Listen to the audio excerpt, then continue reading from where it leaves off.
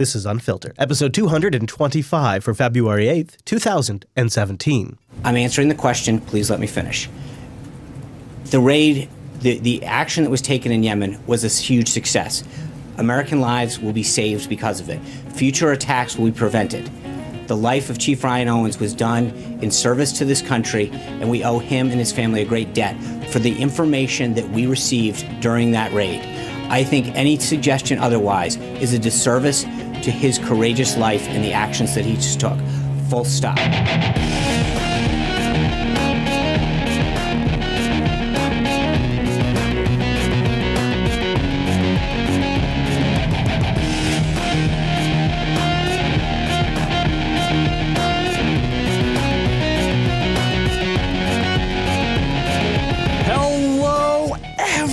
Welcome again to another edition of Unfiltered, Jupiter Broadcasting's weekly show about the news you shouldn't be watching. Because believe me, if you've been watching this news this past week, full stop, you're going to need to find something else to do. I'm Chase. There's Chris. It was huge, Chase. You mean huge? A huge success. You mean huge success. Yeah. Period. Yeah. Stop. Full stop. Full stop. All right, I don't think we talk about the opening clips too much in discussion. No. Although I think I'm going to make sure we play them more often later on in the show. I'm going to try to make an effort to do that. But I will say, coming off of his first ever press conference, saying, there were millions of people there, period. Yeah. And now it's full stop.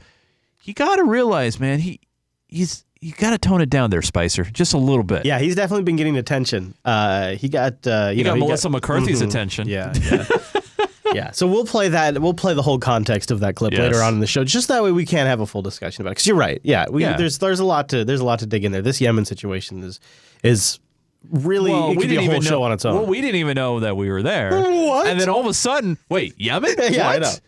Yeah, that's very true. That's exactly. Very true. Okay, so let's do our duties, and before we get into that, let's talk about the cyber. We're here to honor. We always start cyber. We got to honor our ASL, roots, man. and I want you guys to be careful because you may be ISIS's next puppet. Daesh. ISIL. Quote, once you have found the car, look at the front right tire. You'll find the keys placed on top. Open it and retrieve the bag. This is just one of the chilling messages sent to new ISIS recruits from the terror group's virtual Pause for a minute. Also, an episode of Black Mirror, by the way. Yeah. Okay. I just want to throw that out there. There, spoiler alert. There's an episode of Black Mirror where the keys are left on tires, and there's things that are happening in a certain episode. Do you like how CNN? So first of all, Jake's he's got the dramatic rig going, then they insert like the iMessage. Whoop. You notice like they're really kind of trying to make you feel it, and they got like a blurry shot of the city. They want you to know what is happening here. They're doing theater of the mind. Of course. A lot of attention is being put into the list because they're inserting and sweetening all of this stuff. It's not like they just accidentally fell into road noise. For our audio listeners out there, what I want you to do, I want you to close your eyes and let Jake Tapper paint the story for you. Quote, once you have found the car, look at the front right tire. You'll find the keys placed on top. Open it and retrieve the bag. This is just one of the chilling messages sent to new ISIS recruits from the terror group's virtual mentors, thousands of miles away, according to virtual mentors. Virtual mentors. So do I go into a Discord chat and I say I need a mentor, and then they assign you one? Is that how it works? All they really tell you is they use encrypted apps, Chase. So they must be using Telegram. Yeah, of course. That's what that. To the New York Times.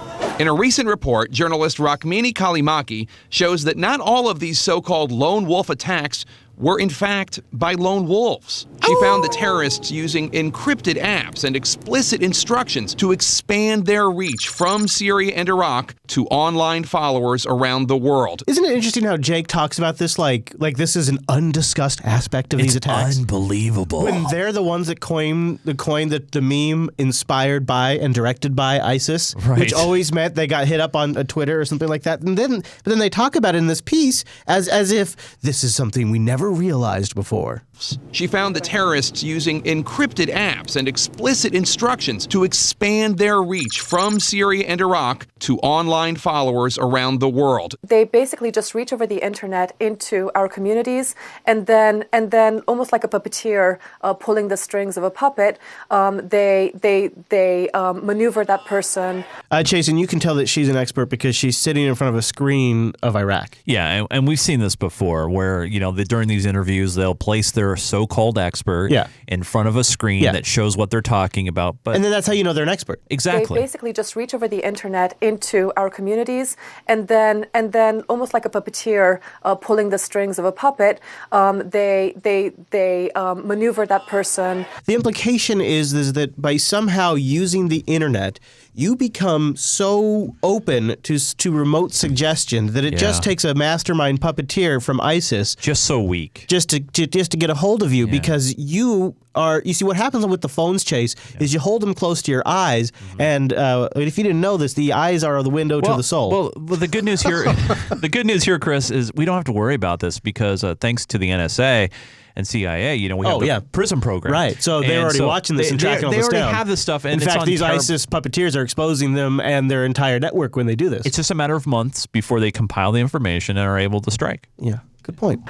Towards the attack. They will sometimes provide everything down to the bullets that the person needs to use to kill victims. I think she's confusing remote ISIS puppeteers with the FBI anti-terrorism task force. I think she's getting those two. Officials and analysts are not describing these actions as ISIS-directed or ISIS-inspired. They're known instead as ISIS-enabled plots. Wait, such as the one. We got a new one, buddy. All right, that's something we got to track now. That is a new ISIS-enabled. Yeah, so that's. I wonder what the difference is. I hope they explain this to us. That the person needs to use to kill victims.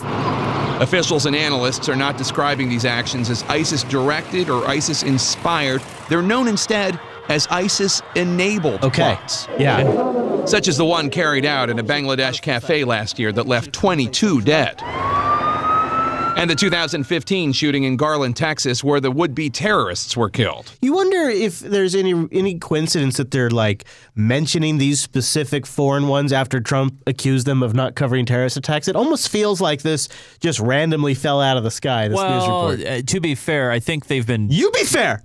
I'm balanced, okay? And, I think they've been talking about these things for a while. Oh, for sure. But then this report all of a sudden just, it's another recap. Since 2015, Kalimaki reports, at least 10 ISIS-enabled plots have been carried out, from Indonesia to Paris to Germany and the United States. For ISIS, these are cheaper, easier directives, often discovered only after the suspects are caught. Interrogation transcripts obtained by the New York Times provide a trove of details. These are interrogation transcripts that show both what the attackers who survived the attacks said to police, and also detailed reports of what was found on their smartphones and on their laptops. In 2014, ISIS sought to enable an attack in Hyderabad, India. Indian investigators said the ISIS recruit later detailed 17 months of instructions from virtual plotters. The ISIS handler, who we now know was sitting in Syria, arranged for several drops of weapons and chemicals that were going to be used in this attack, and they were left in locations that ranged from a tree to a package that was to be left next to a railroad track, to an overpass, to a canal. Some recruits are swept up by murderous mentorship even faster. On Christmas Day 2015, Emmanuel Lutkeman of Rochester, New York, reached out to ISIS online. Within 6 days, he was moved from talking to the handler to agreeing to do an attack to going to Walmart to buy the axe that he was going to use. Thankfully, Lutkeman was captured before he was able to carry out his plans. Luckily. Intelligence officials continue to hone in on this new trend in terror, hoping to foil more plots before they're carried out. Does this mean we're going to just have FBI agents sitting on Facebook Messenger trying to get more stupid people to do stupid things? Remember, Chris, we already heard about that last week. They have a whole entire division dedicated to Facebook and Twitter and just combing the web to making sure that we're safe. You know what we really need to do is at an institutional level, starting with the children, is we need to teach them the dangers of cyber. And the kids. Specifically, when we're coming with the kids, we got to make sure we teach them the dangers of Russian cyber. Russian cyber Well, chase. just 3 weeks ago, a California lawmaker who was upset about November's election wanted to mandate school training in how to spot fake news. Now, a different lawmaker, same state, has his own notions about how to improve education in the wake of Hillary Clinton's defeat. California Assemblyman Mark Levine is crafting a new bill that would require public schools in the state to teach about the subject of Russian hacking and how it supposedly swayed the last U.S. election. Assemblyman Is that real? Yeah, it's real. Look, we don't need to dwell on it, but yeah. Wait, are you sure that those are not alternative facts from Tucker? Are you sure? Wow. It's not Tucker's story. It's not Tucker's. It's just he's just reporting on it. It's He's not just his reading story. the prompter. Yeah. No, I mean it's not original. It's not his original it's reporting. not his thing. Got it. Okay. All right. All right. So I just thought that's funny. Like, yeah, we got to teach him about the Russian cyber dangers. I mean, to be fair, Can you imagine how that lesson would go? Could you picture that? I mean, to be fair, right now, parents, I know we have a lot of parents that listen to this show. And yourself included, and I know you. I don't listen to us. Dude. I know, but I know you don't do this. Woof. Like, there are kids now, 8, 9, 10, 11, 12 years old, that are basically getting all their information from their parents about what to think and what to believe, right? And so, though, that's the stuff that we got to be careful about. You know, you really got to worry about Putin. It's Putin you got to worry about. Oh yeah, you need to teach him. He's evil. Yeah. Look at, McCain, he's an older gentleman now. Yeah. He's got to conserve his energy, mostly just to keep his old body alive. So he very rarely gets fired up. But there's one thing that gets him fired up. Can you guess what it is? Military stuff? Yeah. Veteran stuff? Yeah. But with McCain, I mean, I think it's probably military stuff, but I think that's really the motivation here. It's Putin. And I think that's connected to the military stuff. He just wants war so bad, and no war would be as good as a Putin war. That'd be the best war. Vladimir knew that Putin is a killer, and he's a killer. And he might very well be the next target. It was yesterday. By the Vladimir way, knew that there was no moral equivalence. for all of our visual, our audio people, You like this visual he's got going here? It's not dramatic at all, is it? McCain's got an intern or a White House aide or whatever putting pictures of these people on an easel behind them. They do this a lot, yeah. So big. It's huge. It's larger than McCain is. Do they actually have an in-house printing press? They must, because they do it a lot. So yeah, the easel is always there. Vladimir knew that there was no moral equivalence between the United States and Putin's Russia. I repeat, there is no moral equivalence That's right. between that butcher and thug and KGB colonel and the United States of America, the country that Ronald Reagan used to call a shining city on a hill. And to allege some kind of moral equivalence between the two is either terribly misinformed or incredibly biased. Do you think he's barely getting it out? I was going to say, do you think McCain is playing a partisan, or is he truly upset against what Trump said? I don't know. I don't really know. I'm not sure. I'll tell you what. It feels like he's stumbling through the words. It doesn't feel like to call a shining city on a hill, and to allege some kind of moral equivalence between the two is either terribly misinformed or incredibly biased. Neither can be accurate in any way. He just kind of trails off and loses it at the end. Yeah, well, he lost more pictures. yeah. Where's my pictures? So turns out, according to the media, that Putin wants you to start hitting your wife. Ignored or dismissed that there's so much concern about a new law that softens punishment for domestic violence. If it's a first offense and doesn't cause serious medical harm, it's no longer considered a criminal offense.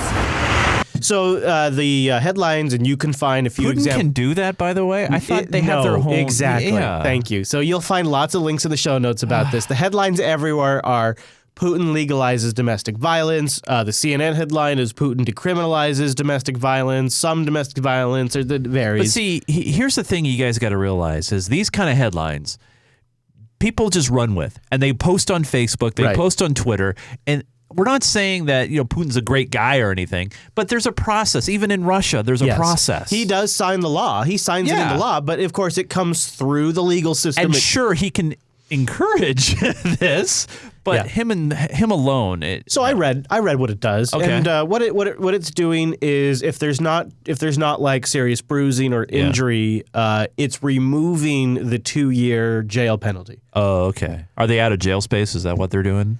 They've been decriminalizing more and more minor offenses for the last couple of years, but specifically they decriminalized a lot of minor injury offenses 6 months ago, but they didn't do in regards to domestic. That didn't change. Okay. This now is sort of changing domestic violence to be specifically in line with laws that changed 6 months ago. Right. Interestingly enough, one of the primary champions for this law change, a woman.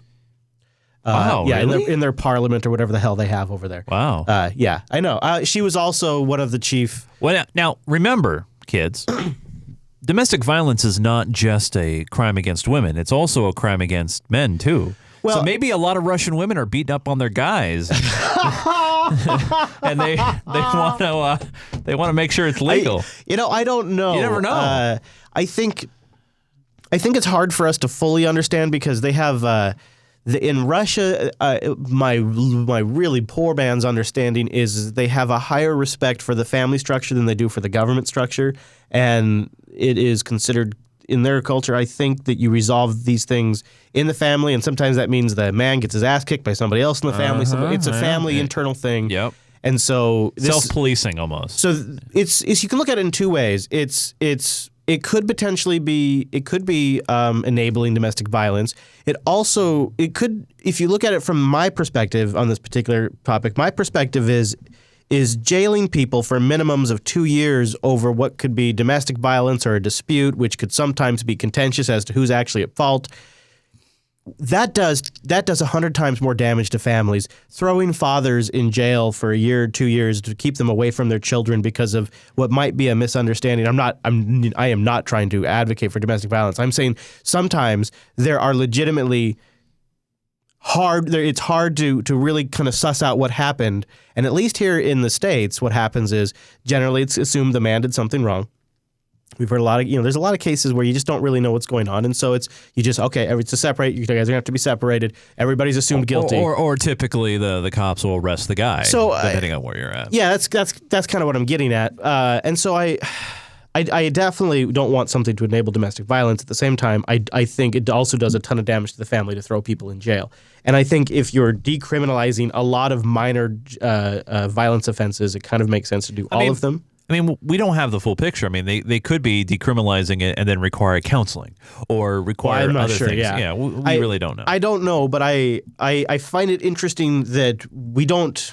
It's a distraction the media is doing, though, and I think we need to bring the focus back to that. Is they're throwing this up to say, "Oh my God, look, this is Putin endorsing domestic violence." Yeah, exactly. What I don't like to do is I don't like to take our values and our perspectives on things and apply them to another culture, right? And then judge. And then you have on top of that, which is just that's already a bad practice that you can't help. But then on top of it, to make the situation worse, you have the media spinning this in a way that says Putin is decriminalizing some domestic violence. I mean, that's literally the lower third, and this is one of the gentler ones. The lower third literally reads, Putin is decriminalizing some domestic violence. And it's part of this narrative to make him about to be this horrible boogeyman. And what do they consider domestic violence?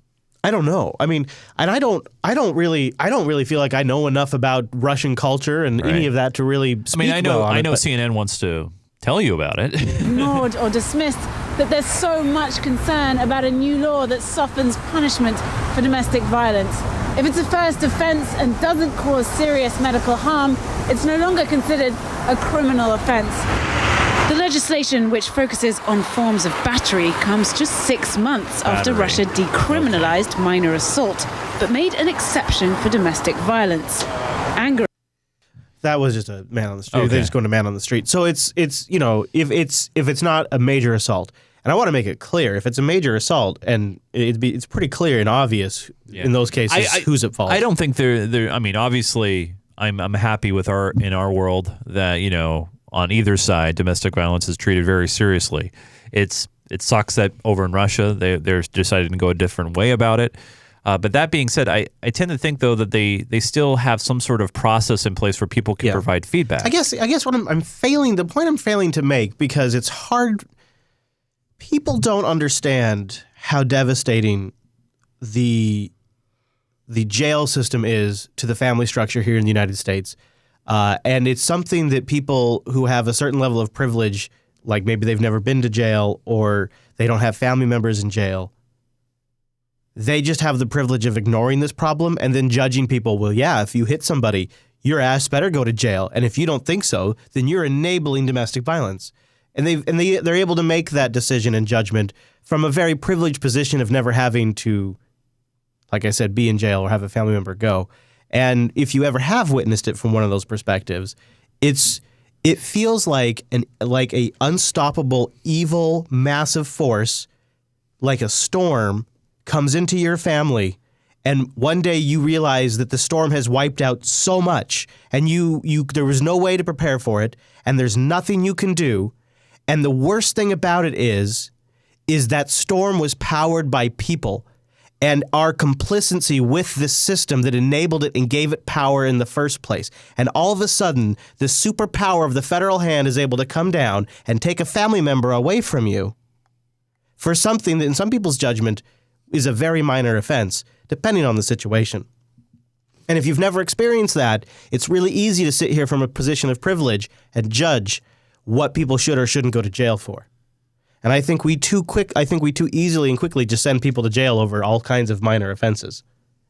And so if Russia is rolling back laws that save people from going to jail over minor things, it seems like in a way it's actually a net win for their society. And they're not saying that they won't have any kind of supervision. They're not saying that there's not going to be any kind of follow-up. They're not saying that they can just get away with it.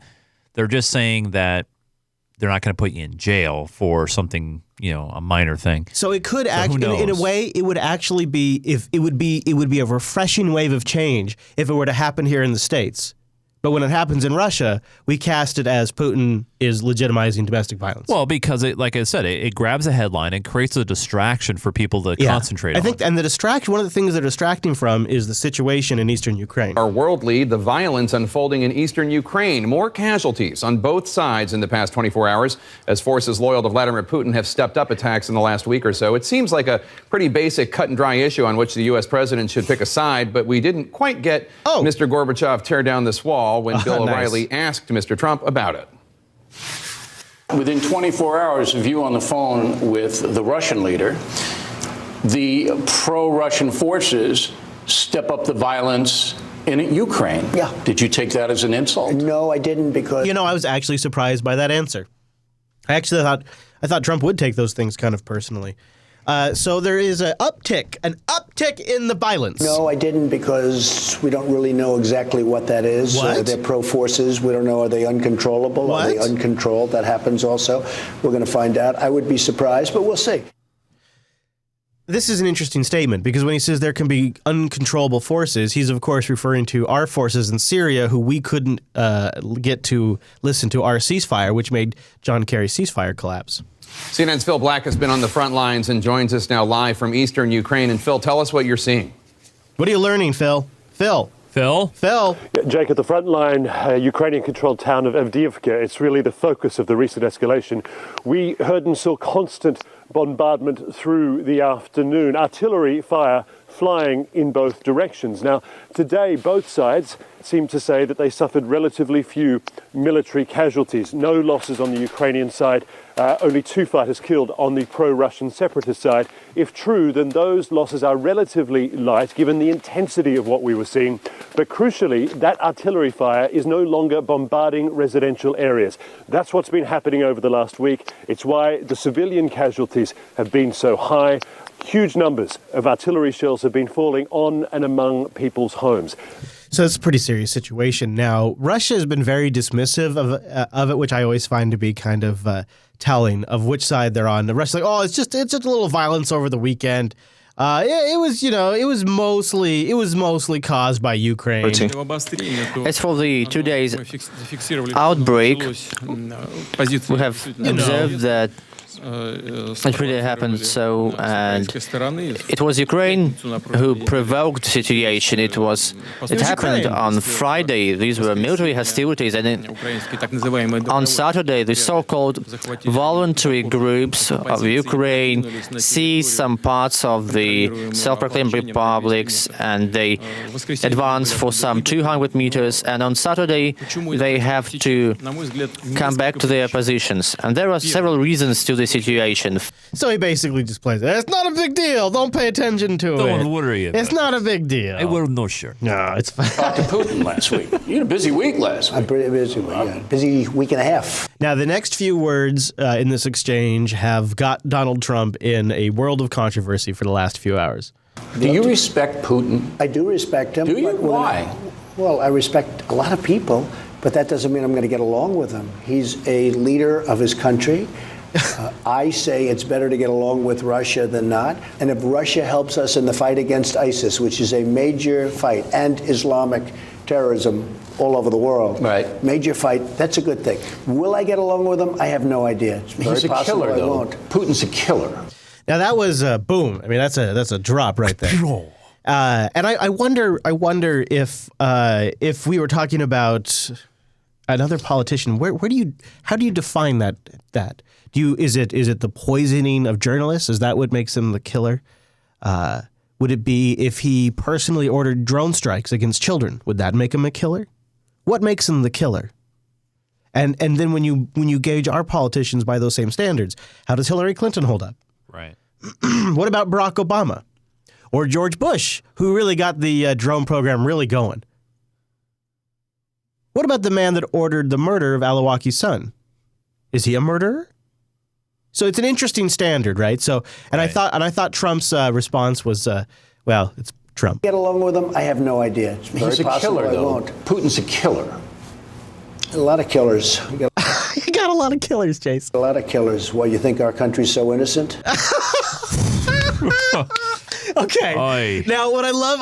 Oy vey. This is so classic Trump, though, the way he delivers this. You think our country's so innocent? I don't know of any government leaders that are killers in America. Well, take a look at what we've done too.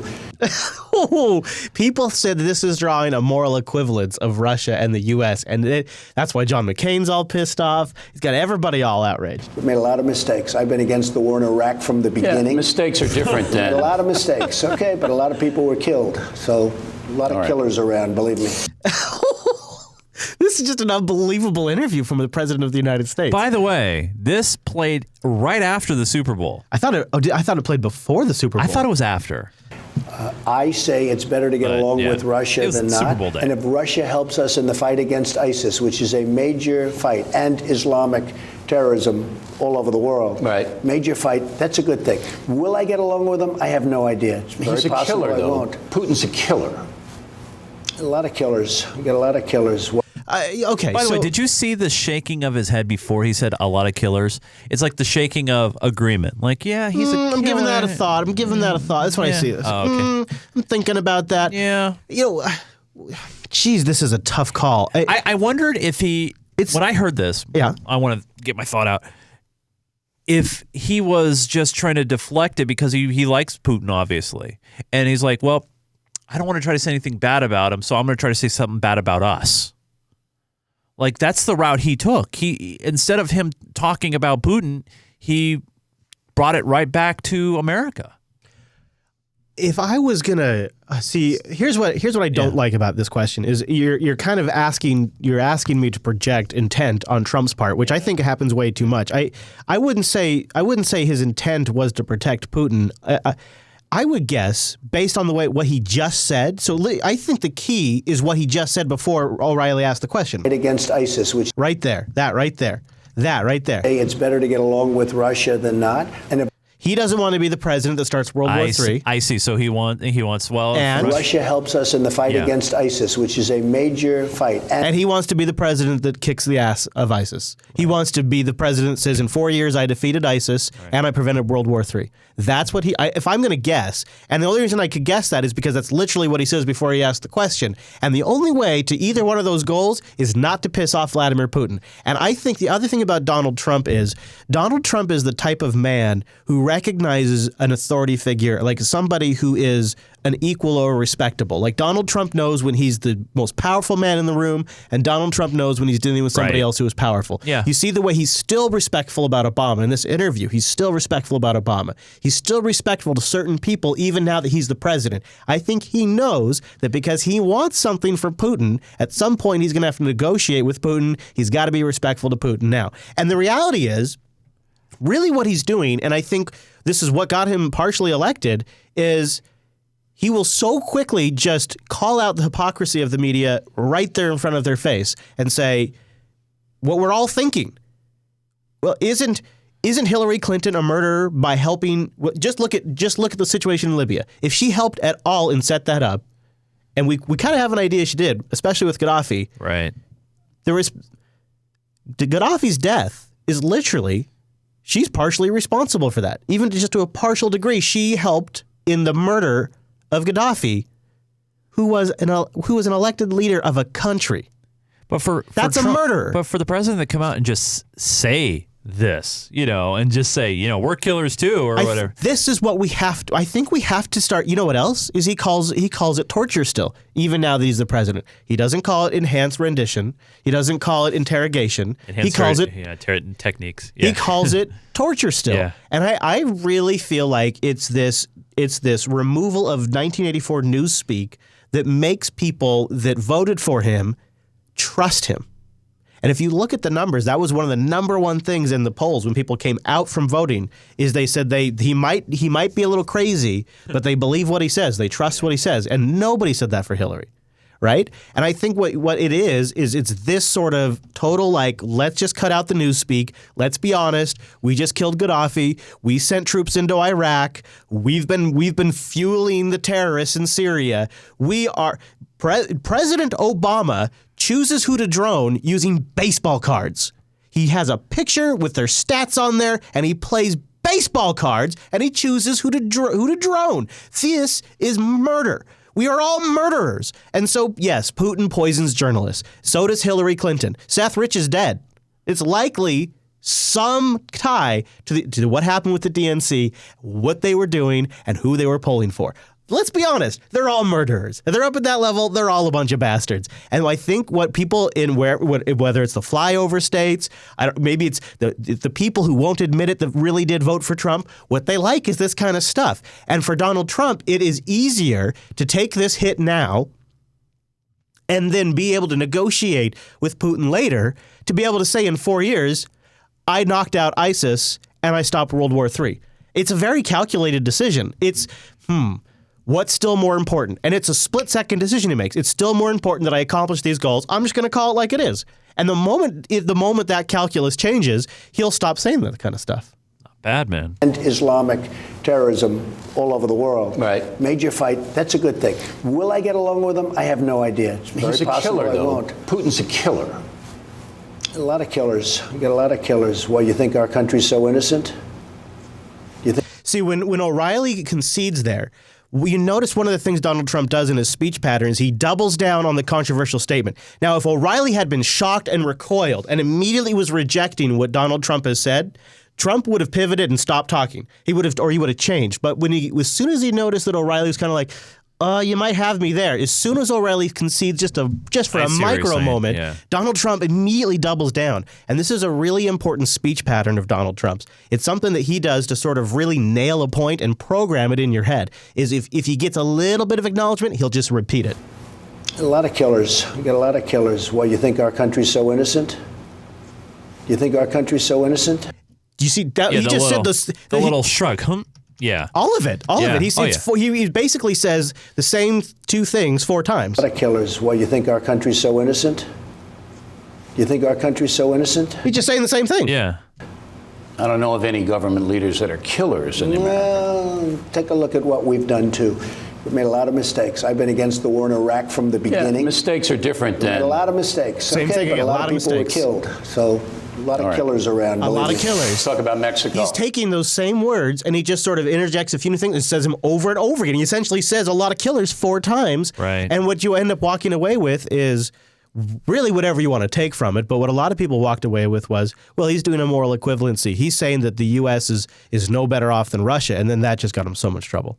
That MSNBC really had to go after it. Bottom line, Congressman, you saw Senate Majority Leader Mitch McConnell. You saw, for example, your colleague, Congressman Chris Collins, coming out and saying that they would not have essentially used those words, the characterization of Vladimir Putin as a killer. Do you agree with the president's wording here? Well, my word. First of all, it was not Trump's word. O'Reilly called him a killer first. He's a killer. O'Reilly used those words. Yeah. What I agree with is that Russia is an adversary of the United States, that Vladimir Putin wants to be Vladimir the Great. He thinks that he's 8 feet tall. He's meddling in parts of the world where we have American service members. This guy's a betazoid. He's able to read Vladimir Putin's mind and project his intention all the way across the globe. It's amazing technology. MSNBC has landed a real asset here. American security interests at risk and in harm's way because of Russian meddling. They are not our friend, and it's very important that there is a long game, because Vladimir Putin looks literally, 5, 10, 20 pieces down the chessboard. It's important that we are doing more than that in order to combat what we see. I mean, I would argue avoiding World War III is exactly that. Yeah.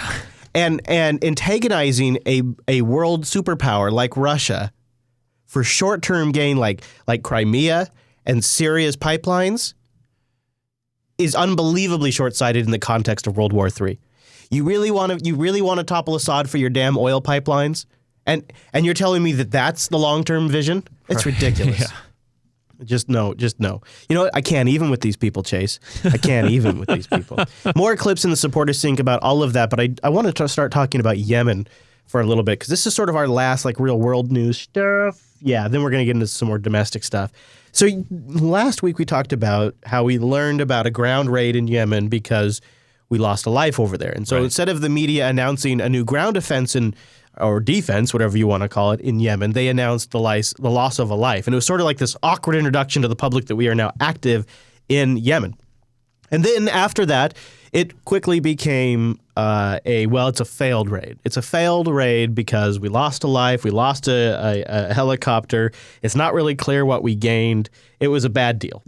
Also learning some new information about how that U.S. raid in Yemen went down. Aside from the tragic death of Chief Petty Officer William Ryan Owens, today Yemeni officials also said 7 women and 6 children were among civilians killed in the raid. Yeah, it's super unfortunate too, because with the civilian loss specifically, you would hope that would be avoided just because they planned for months. I mean, months and months of planning went into this. A lot of training. So you would hope that kind of thing could be avoided. We also learned today that Pentagon planning for the mission, including minor details down to the illumination from the moon, those were carefully crafted during the previous administration. That would be Obama. That would be Obama. So this was already something that the Obama administration was considering doing, and they were trying to weigh the value of what they thought they would gain, and they had decided it would be worth the attempt.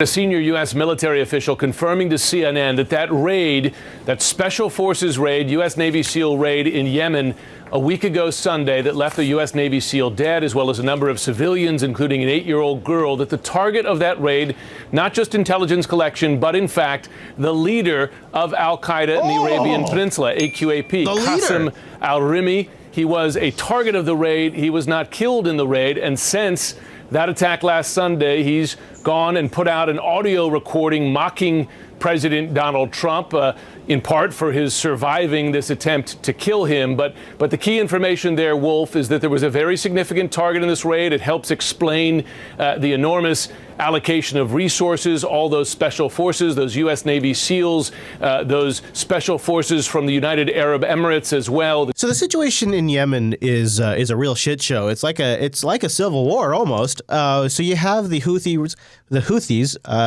I guess you could call them the rebels, and they overthrew essentially the capital city, at least, I think in 2015, if I remember correctly. They've sort of gained power slowly. Pretty soon they had some voting authority kind of stuff, and then there was a really rough weekend where there was fighting in the streets. 8 people were killed, and they stormed the essentially what would be the White House. and took over the office of the president. And so now Yemen is essentially split between the Houthis in the north, who are essentially backed by the people and trying to overthrow the Saudi Arabian puppet government.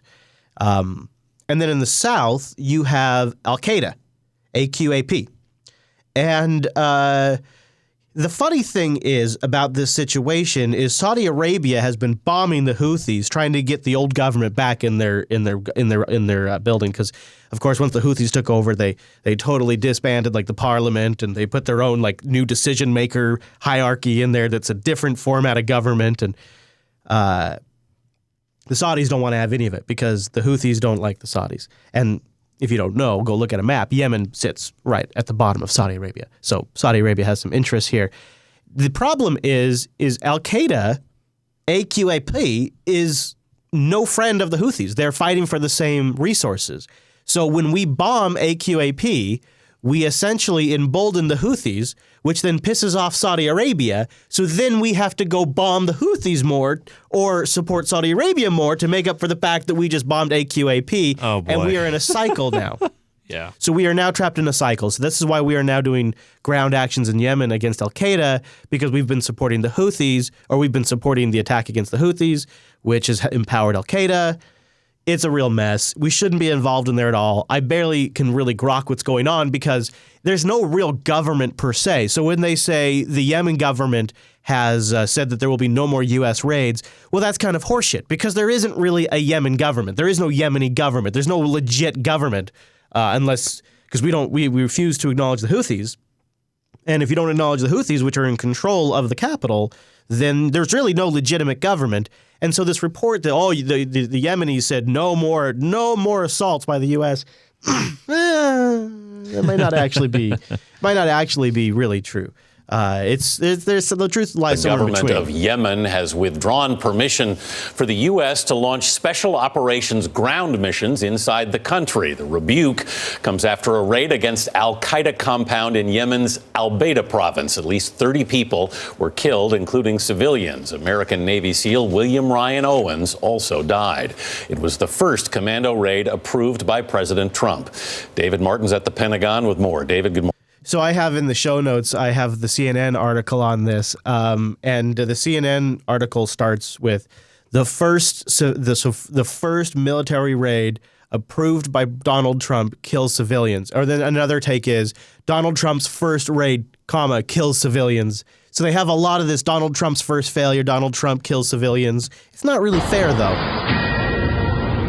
Yemen no longer allowing the United States to fight terror on the ground in their country.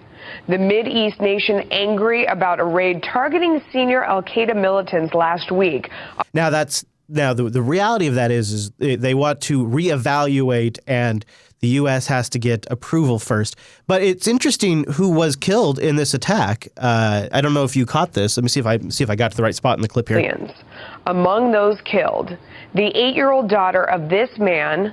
This is radical cleric Anwar al-Awlaki. So Anwar al-Awlaki is the first U.S. citizen that we droned without judicial process. Right. Obama did that. Then we went back and we droned his 17-year-old son when he was at like a public shop. You remember that? Yeah.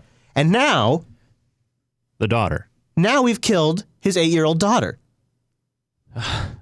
What the hell? What the hell? Are they afraid that family members are going to, go for revenge? I feel like this is a super, like an 8-year-old daughter of this. I got to back this up a little bit because you guys got to hear this again. In the death of a number of civilians.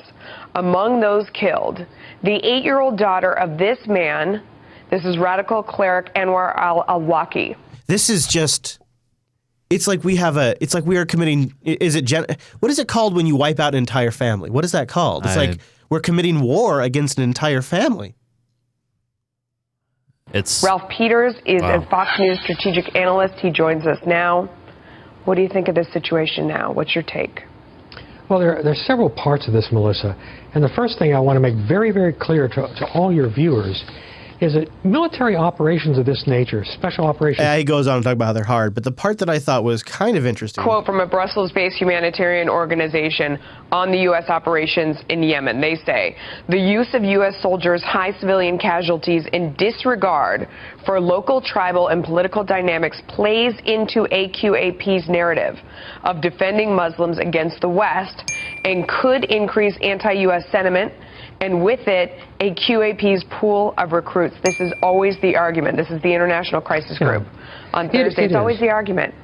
But I think this is really a local Yemeni problem. I think that's exactly what happens. Is it so proves their point. It so proves their point. He is no more responsible for the difference. Let me back it up a little bit. So the other thing to consider, of course, is... the media are blaming President Trump for the failure of this raid. That is a stretch. He is no more responsible for the difficulties, not failure, but the difficulties of this raid than Obama was responsible for the SEAL's success against bin Laden. Presidents aren't on the ground fighting. Yeah. It's about the guys with the guns. It was Obama's plan. Right. And I don't understand why. So I guess it would have been Obama's plan to... I mean, did they? I would really like to know if anybody can find any more information that says why they targeted Al-Waki's daughter, or if it was just some sort of extremely freak coincidence that now the man, the son, and the daughter. Chat room's letting us know it's called democide. I knew there was a word for it. Thank you. Yeah, boy, that's disgusting. So the press conference with Spicer about this failed raid is fascinating, and let's listen to his Yemen language. has withdrawn permission from the United States to run special operations ground missions against suspected terrorists in the wake of the recent raid there that claimed so many civilian lives. Does that not undercut the administration's ability to fight terrorism in that region? And do you stand by your assessment that it's a success? Well, I'll take the last one first. It's absolutely a success. Absolutely. And I think anyone who would suggest it's not a success does disservice to the life of Chief Ryan Owens. Now that's disgusting. Using a fallen soldier like that, I mean, I guess it's not unprecedented to use it for political purposes, And it's happened on both sides. It's so gross, though, and it shows you with the earnest sincerity he's attempting to project here. It shows you, I think, it gives you a special insight into how low this man and the Trump administration are willing to go for public image. To control the narrative, they are willing to go this low. Now, I think because of that, he kind of starts to fall apart. And if you listen to the words he actually says, he's stumbling through the rest of this after making such a bold statement. He fought knowing what was at stake in that mission. And anybody who would suggest otherwise doesn't fully appreciate. Now listen carefully. He's not about to say raid. He slips and says something else. I think it's telling. Doesn't fully appreciate how successful that mission was, what the information that they were able to retrieve was, and how that will help prevent future terrorist attacks. I understand that. I think my statement's very clear on that, Kristen. I think anybody who undermines the success of that rage. What did he just say? Rage. Anybody that undermines the success of that. What's that about? I think anybody who undermines the success of that rage owes an apology and a disservice. They owe an apology and they owe a disservice. An apology and a disservice.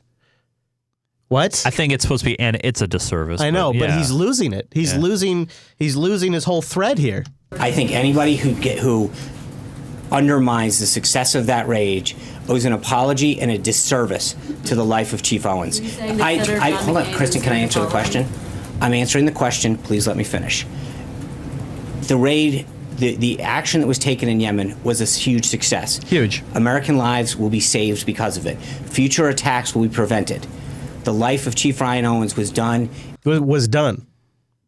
The life of Chief Ryan's was done. Life of Chief Ryan Owens was done in service to this country, and we owe him and his family a great debt for the information that we received during that raid. And that 8-year-old girl. I think any suggestion otherwise is a disservice to his courageous life and the actions that he just took. Basically, full stop. If you criticize full us, stop. That means we can't talk about it. If you criticize us, you're not a patriot. Yeah. You don't support the military if that's his argument. That's his defense, and that's disgusting. Yeah, and to say that we can't have a dialogue because if we have a dialogue, it's a quote unquote disservice is bull. Weak, dude. It's terrible. Yeah. Spicer is barely holding it together during that whole thing. He's barely holding it together, calling the raid rage. His life was done. Right. You owe him a disservice. I mean, he's falling apart. Right. Not talking very well. You know who else is falling apart? Who's that? The Democratic leadership this week. Let's play. So before we get into what happened to Elizabeth Warren, I thought it would be interesting to see what happened to Franken also during this whole thing, which I don't think has gotten nearly as much attention. A little bit. I've heard a little bit. I object to the senator disparaging a fellow member of the committee here in his absence. I would think he'd. Well, he should be here, first of all. Secondly, he disparaged me, do it Senator. to his face. Let him make his case, and then we'll go back to you. Sure.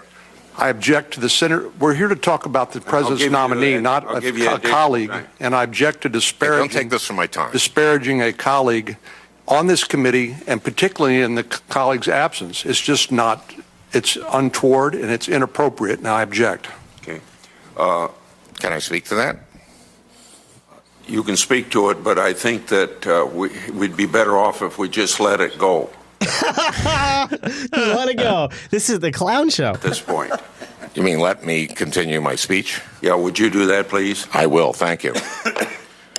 But just to be safe, just to make sure that... Okay, I did that paragraph. This is what happened. Those are the facts. But when describing this history, Senator Cruz misrepresented what happened. So I'd like to take this opportunity to set the record straight. I object again. The senator apparently can't get the message from the chairman that this is over the top and inappropriate. I think the senator from Texas doesn't get the message from the chairman. This is a real clown show. It goes on for a couple more minutes. So let's get to it really takes off though when Mitch McConnell shuts down Elizabeth Warren. Mr. President. They are majority leader. Mr. President. The majority leader. The senators impugn the motives and conduct of our colleague from Alabama as warned by the chair. Senator Warren, quote, said Senator Sessions has used the awesome power of his office to chill the free exercise of the vote by black citizens. I call the senator to order under the provisions of Rule 19. Mr. President. Senator from Massachusetts. The senator from Massachusetts. Mr. President, I am surprised that the words of Coretta Scott King are not suitable for debate in the United States Senate. I ask leave of the Senate to continue my remarks. Is there objection? Object. I appeal the ruling. Objection is heard. The senator will take her seat. You see how he's being prompted? Well, yeah, it's I the appeal rules the person. ruling of the chair, Yeah. and I suggest the absence of a quorum. The clerk will call the roll. So that was kind of there's. I know this gets a little slow, but I think it's important to see what happens here. It has been a long uphill struggle to keep alive the vital legislation that protects the most fundamental right to vote. A person who has exhibited so much hostility to the enforcement of those laws. The senator is reminded that it is a violation of Rule 19 of the standing rules of the Senate to impute to another senator or senators any conduct or motive unworthy or becoming a senator. So they shut her down, saying that she's impugning another senator by reading this text. And, you know, Elizabeth Warren, she kind of had a bit of a talking to before this, so she knew this was coming, and she was prepared. She's a martyr. After being banned from speaking, Senator Warren went to a nearby room and read the Coretta Scott King letter aloud on Facebook Brought Live. to you by Mitch McConnell. You go, girl. So she had a Facebook live stream set up ready to go. She sits down, does the Facebook Live, and just gets a ton of attention for this. And essentially, they just set her up to be to get more attention, a major amount of attention. Yeah, if they just let her speak, this wouldn't be on the radar. This was a huge gaffe on their part. Thank you. Thank you, Mitch She also McConnell. posted a series of tweets saying she will not be silenced, which I will be retweeting all day, along with many Democrats across the country. Nobody ever expected her to be silent, and Mitch McConnell should have known. That should actually get more publicity. Wait till you see this. Yeah, they got more publicity now. Right. More publicity, and it was perfect for Elizabeth Warren. Brian Kilmeade, if any moment captures the rising tensions that we are seeing in the Senate best, that may have been it. You know what? That should have been on Broadway. It shouldn't have been in Washington, D.C. That was a big act. Cory Booker was a big act. Senator Warren was a big act. There was nothing sincere about that. And I just interviewed Senator Tom Cotton on the radio show, and he said if she felt that way about one of her colleagues, that he's a racist and dating back to the 1980s, how dare she stay silent all these years? She could have come up and spoke out, but now she picks this time. That's a cute point. That's a cute point.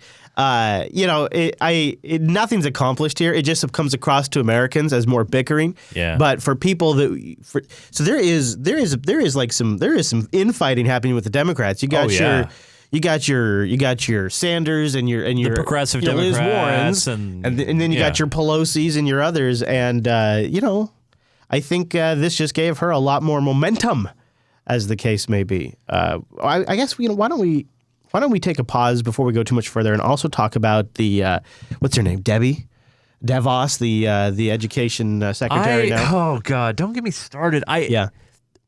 You know what? Well, we're kind of talking about these session hearing. The whole DeVos thing, DeVos, yeah, Betsy DeVos. That's what it was. Depending on who you talk to. I got Republican friends, I got Democratic friends, I got people that don't really have a party. Yeah. The Republican friends say, look, yeah, we agree. Listen. Look. She does not have experience. We know that. Yeah. We get that. But the educational system as it is, in our opinion, isn't working very well. So, you know what? Let's put her in there. Trump didn't have politics experience either. All right. Well, I looked into this a little bit. Go ahead. So I did a little research on past picks and all that stuff. So let's set this thing up here. Let's get this ship started. This was interesting how she got in, too. We should talk about that before we go further. Yes. The nays are 50.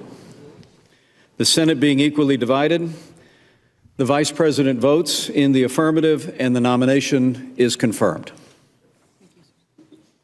So the Vice President breaks the tie, and this is nearly historic. They're calling it historic. It's nearly historic because he is only number 2 in this early for breaking a tie. There's one other vice president that beat him, and I'm forgetting whose it was at this time. But it's damn unusual. But first for a cabinet appointee. Yes.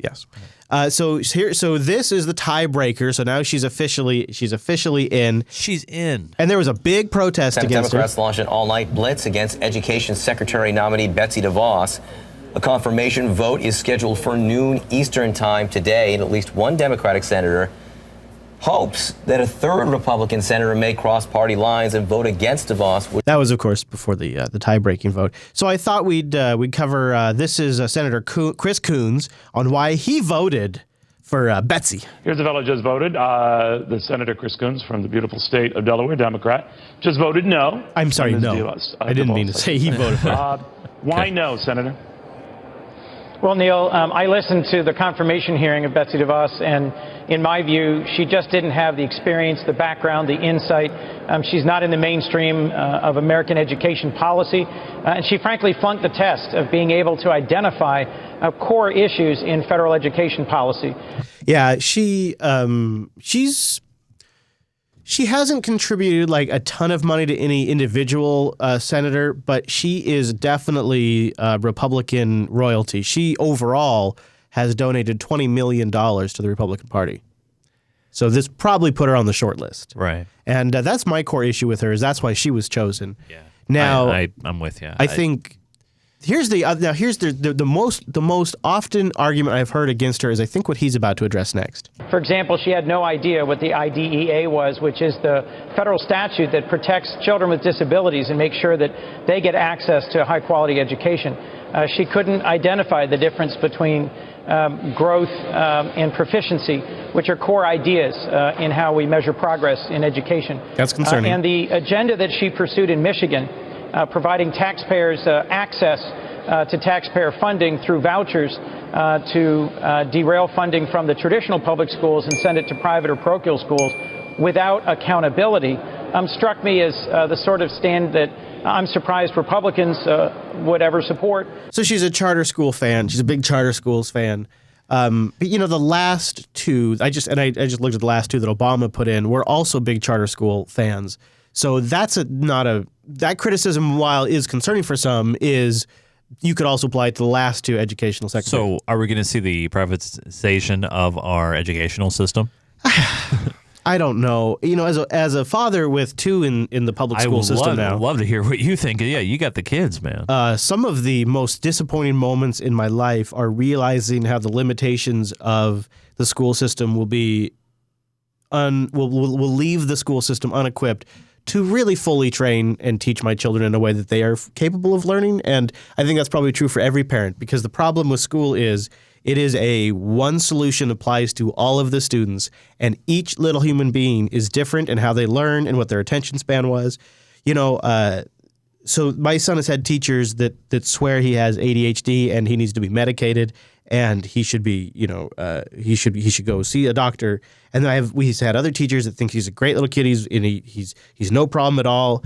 And it really depends on how the teacher interacts with them, how they work with students in different situations. And there's becoming less and less flexibility, and there's becoming more and more labeling. And once a child gets labeled by the school system, there's like these pathways that form for them, and now all of a sudden that student's education is on rails because they've been labeled as this thing, and only these things are done for these children, and they're treated in this way, and the whole system is very inflexible.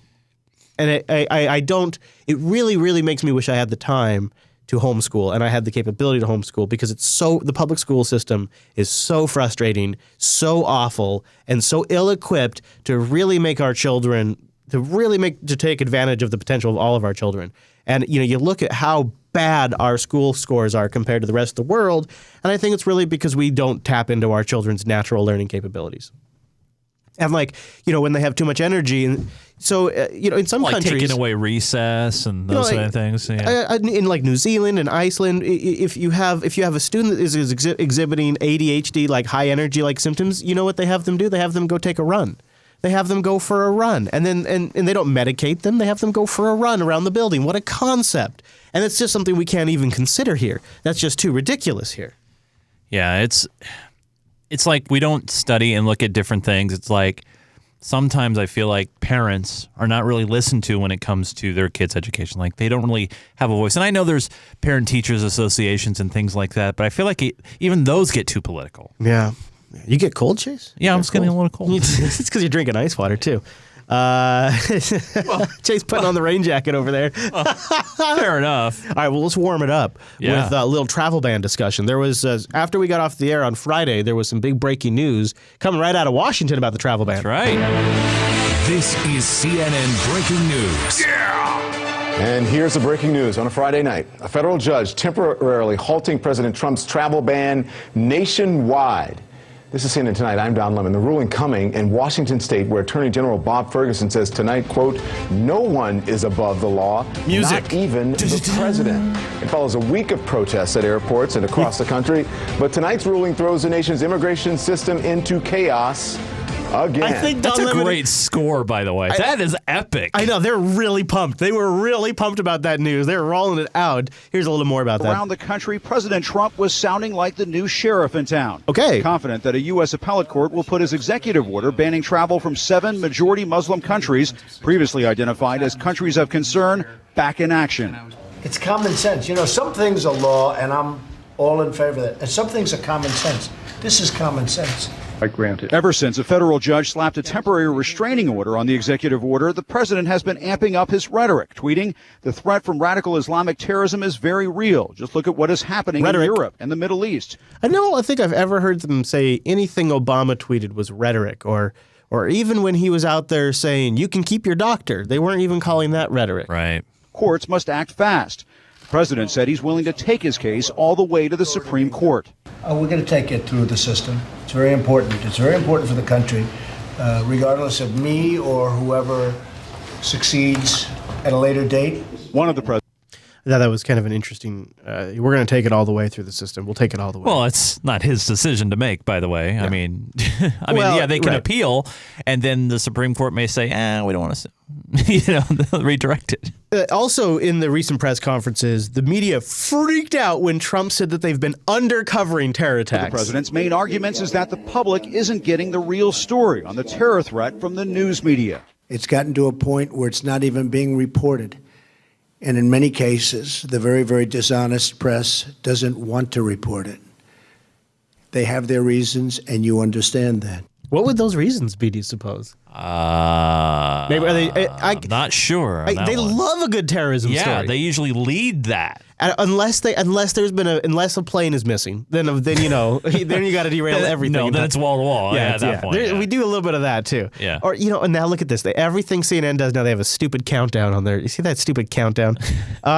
So I read this list. I have it linked in the show notes too. So the Trump administration put out a list, which this report's about to mock a little bit, and we've also covered these terrorist attacks. I will say the media is what the media is going to go after them for is a handful of those attacks. They were very covered. They were hyper covered. Yes. And so it's super easy for the media to say, well, look, our coverage is here. Here's the New York Times. I have all this linked. Here's all of our stories on the terrorist attacks. However, there's about 45 attacks or so on this list that I don't see any reporting on. There is legitimately some attacks on this list that were very underreported, probably just simply because it wasn't a big story. I don't know. Or there's not a lot of information to glean from it either. Yeah. I mean it's possible. All it really takes is for the media to have something slightly shinier to report on and a minor terrorist attack. I don't mean to call it that, but that's how they view it. I mean, it's a production thing. I mean, well, you look at the violence that happens in Chicago, for example, and the number of murders that happen over a typical weekend. Okay, sometimes those unfortunate kill counts are higher than what you would have in a terrorist attack that may have happened somewhere. Understand that. To back up that false claim that the media is not reporting on false claim terrorism, the White House released a list of 78 terror attacks since late 2014. Aides to the president claimed the media downplayed most of those terrorist acts. But not only does the list contain numerous misspellings, I think it's kind of funny that they're calling that out. It includes recent high-profile attacks in Paris. It is a list that you can kind of look at. You can go Google the names. Some of this gets reports. Almost all of it's got a story, one or two. Right. San Bernardino, California. The mass shooting at the Orlando nightclub and the truck attack in Nice, France. Acts of terrorism that were covered extensively by the news media. White House Press Secretary Sean Spicer tried this explanation. He was making a point as to the exposure that attacks get. And I think that's what he was getting at, is that we see these things and they're becoming too prevalent. And that's why I think he wants to become ever vigilant to make sure that we don't ever get lax. Yeah, that's right. That's right. I have a suspicion. If Trump hadn't won the presidency, I wouldn't think he was this clever. But he won, and he beat Hillary Clinton. That takes some skill. I think he knows. One of the things I noticed during the entire lead up to the general election and then during the general election is he is really good at setting the media's agenda of what they're going to talk about.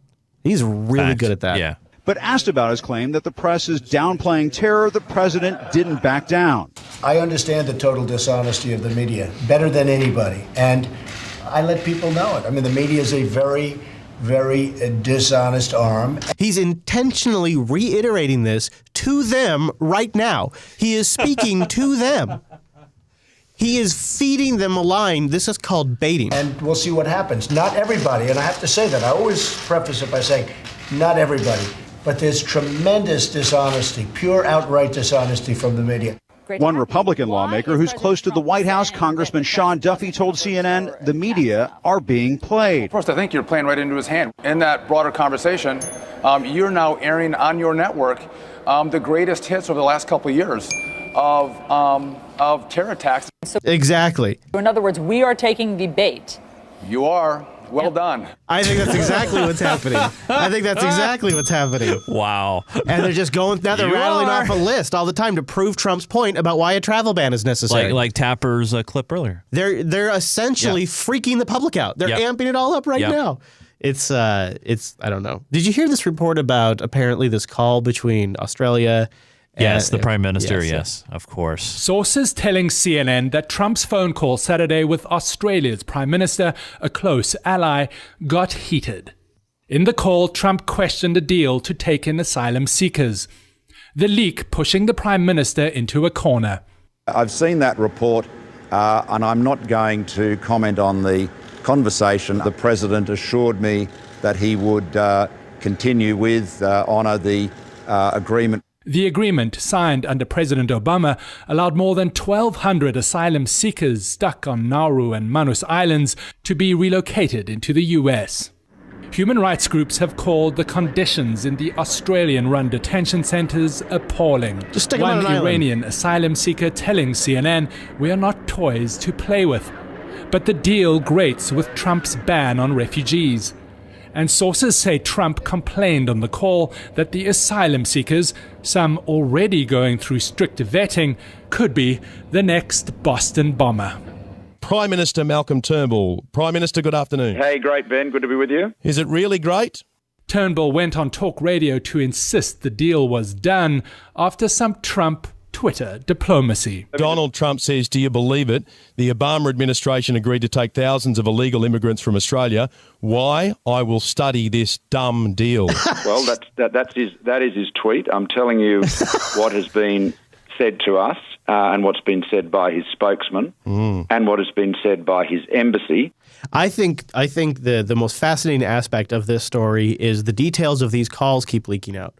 Yeah, that's true. That's a big story. Right. I would like to know why the details of these calls keep coming out, because this is not a normal thing. Because I think everybody's starting to get on this bandwagon of trying to fight the words of what is being said, right? And get to the truth, whatever that truth may be. And people are tired of tweets that may not be entirely accurate, statements that not be accurate by Spicer. Like it goes all the way around. But it seems like when you start deriving all of this reporting about the contents of the phone call based on leaks, you are just playing into that problem. You're making it worse. Right.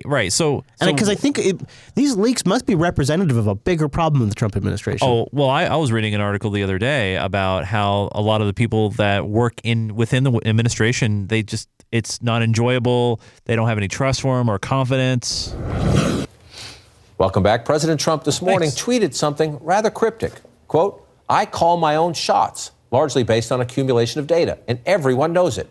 Some fake news media, in order to marginalize, lies. So why the need to remind everyone he's the boss? Maybe, just maybe, this magazine cover had something to do with it. Top aide Stephen Bannon dubbed the great manipulator." What did I say last week? Last week I said the media is going to portray Trump as a puppet to Bannon, and then this Time magazine cover comes out, and it's been stories like this. By Time. Or maybe this Saturday Night Live skit struck a nerve.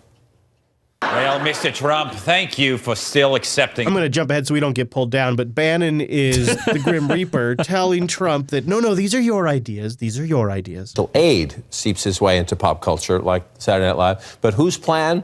Your plan, my plan. Why is the president tweeting this morning that he's in charge? Do we have any doubt?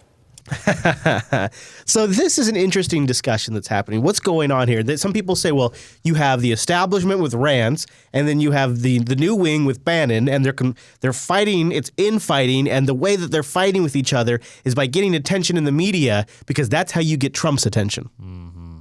That could be a little bit of what's going on. I think, though, anybody who doesn't think Donald Trump is the one in charge, I think you were mistaken. Donald Trump is definitely the man in charge. He may not be fully read on everything, but I think he's the man in charge. They're still pushing this story. The Bannon story. What have we said here from day one about Donald Trump? Everybody goes, what's Donald Trump's management style? What have we said? He's the last person in the room, leaves everyone guessing. It's Donald Trump. You have no idea what's going to happen tomorrow. It's not all these other people. And this Time magazine cover that they put out last week. I mean, Donnie, he runs the place. You've done this. You've done this a lot. Why is it? Like, we know Trump, right? Trump runs the White House. Let me look. Steve Bannon doesn't run the White House. Let me tell you. Now they're about to make a good point here. Is you don't accidentally end up on the cover of Time magazine. It's very unlikely that Steve Bannon didn't know this was coming. Correct. So maybe he didn't know the byline, though. My thesis last week was that the media was going to build up this image of Steve Bannon as the great puppeteer. Now they're calling him the great manipulator here, which is interesting because that was pretty close to what I thought they were going to build him up as. I had no idea about this Time magazine cover during our last show. No. So I don't know if Steve Bannon participated in this or not, but these guys who would probably be in a better position to know, specifically the guy that's about to talk, because he's worked in this business, specifically the publicity business, that you generally have to be fairly involved with with the Time magazine when you're getting on the cover like this. You know, you have to get photographed. You have to give. They run things by you. Like you don't just fall on the cover. You don't just become the main subject of the Time magazine accidentally out of nowhere. What this Time magazine cover says, okay, first of all, I've known Trump 20 years, and nobody's bashed him more than I do. The one thing the guy is, to the point he's autocratic, he's a decision maker. This story is not about Trump. He's in charge. Yes, this story is not about Bannon being the puppeteer. No, that's this not is what a story. they're saying. Listen, I've been around the press business. Steve Bannon is probably talking to the press and leaking more things than anybody in the history of war. He is a Steve Bannon promoter, not a Donald Trump. A lot of these reporters are saying multiple sources say Bannon is in charge. Listen to me. What Bannon is in charge of, obviously, is promoting Bannon.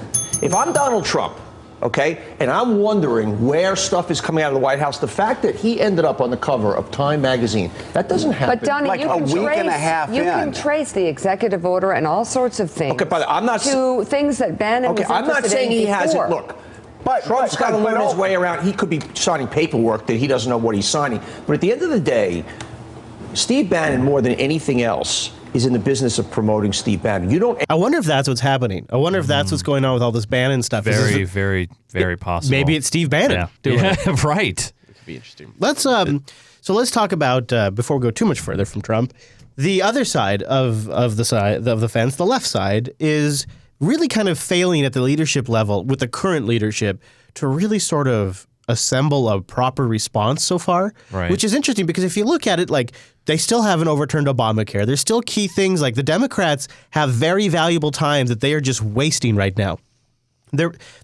Elizabeth Warren's getting some traction, but the other traditional leaders of the Democratic Party are really screwing up. Case in point, Nancy Pelosi is probably needs to be taken out of office. Complete evidence. We've seen nothing that we can work, but I can work with President Bush on. And I'm What? Who? So she says just weeks after the inauguration. Complete evidence.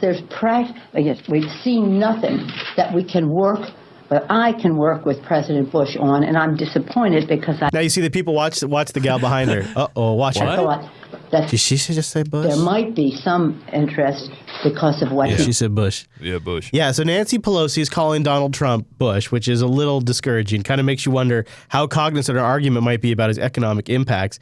But then the gal behind her, Maxine Waters, steps up and really doesn't seal the deal. Makes it way worse. Last week you said your greatest desire is to lead Donald Trump right into impeachment. So they're already declaring, and Maxine Waters is leading the charge, we're going to impeach Trump.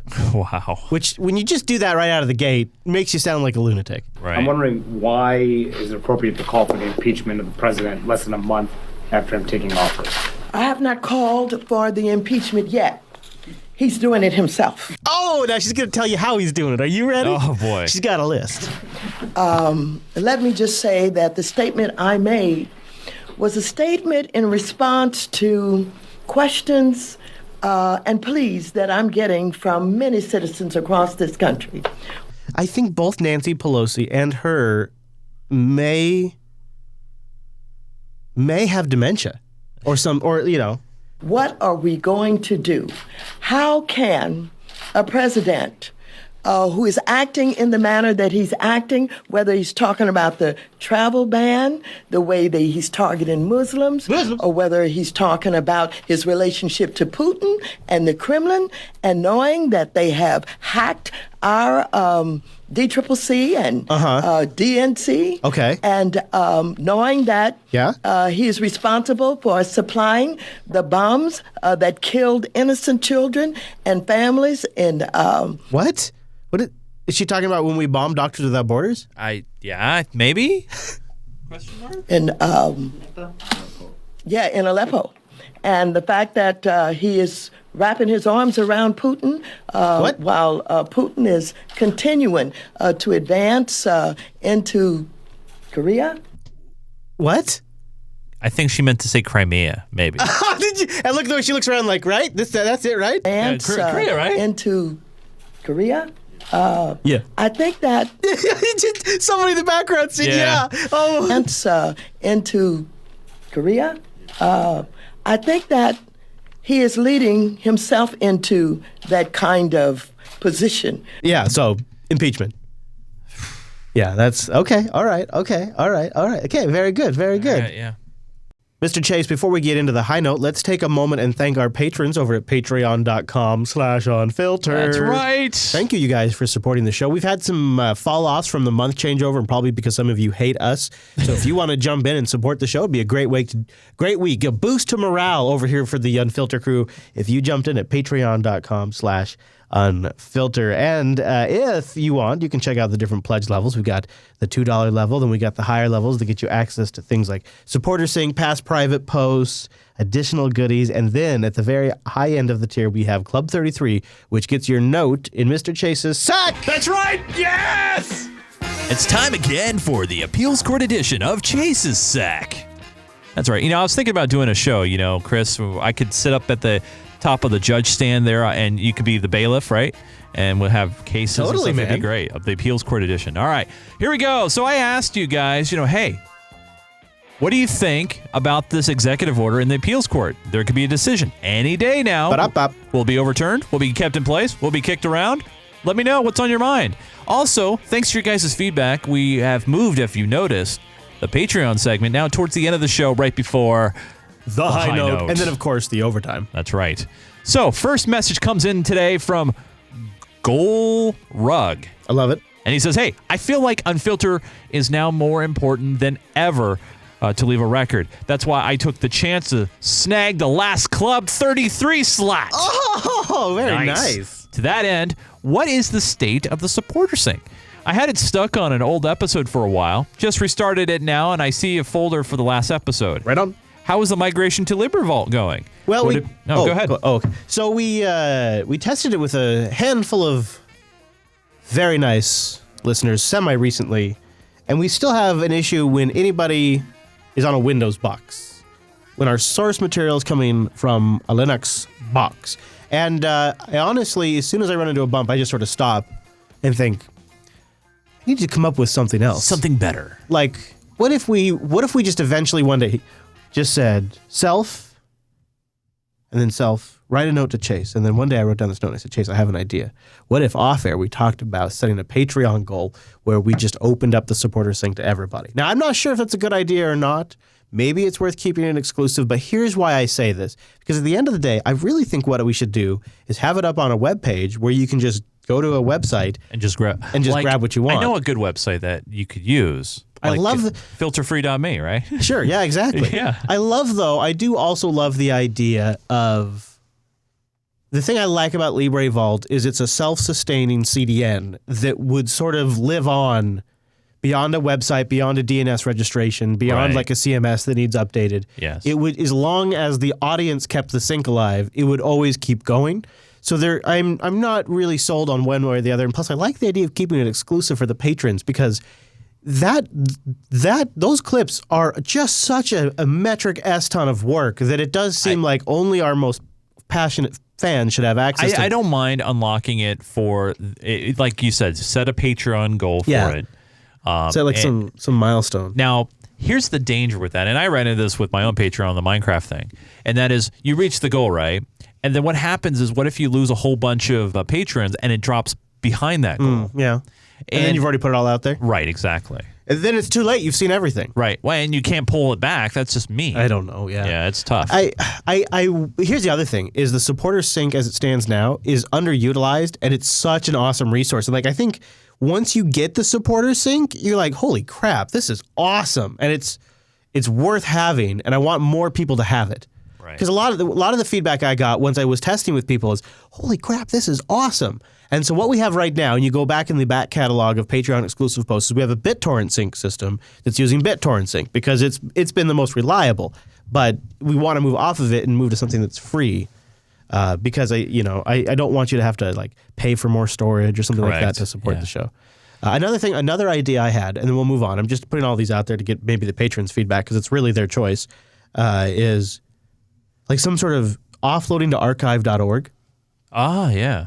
Because archive.org would generate torrents. It would be a long-term storage. Right. It would make it HTTP accessible. Yeah. I just don't know a way of really automating it because what it is, it's just a ton of MP4 files in a file system file structure. Right.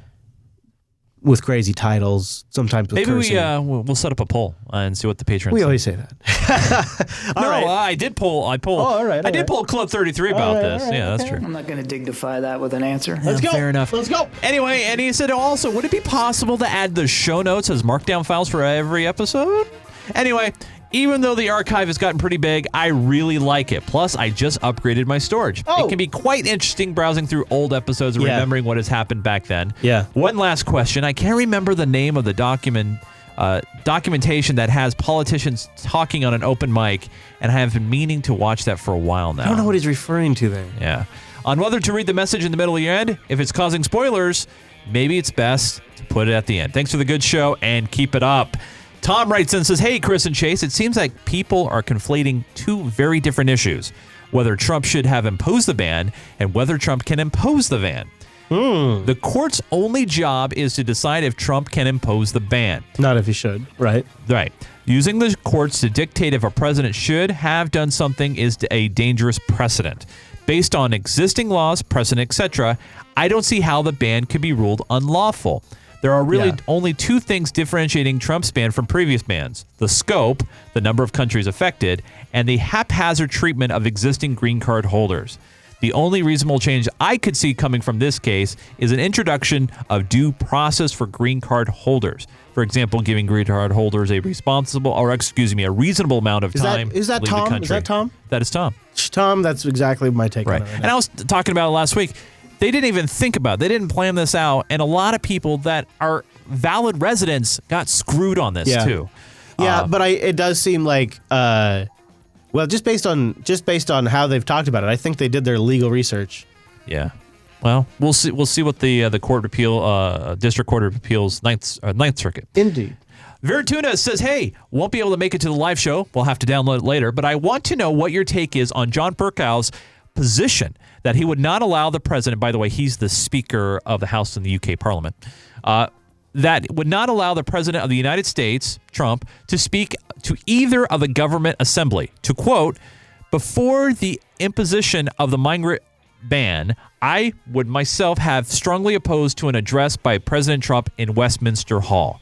After the imposition of a migrant ban by President Trump, he repeated himself. Sorry about that. He goes, talk about Larry neoliberalism.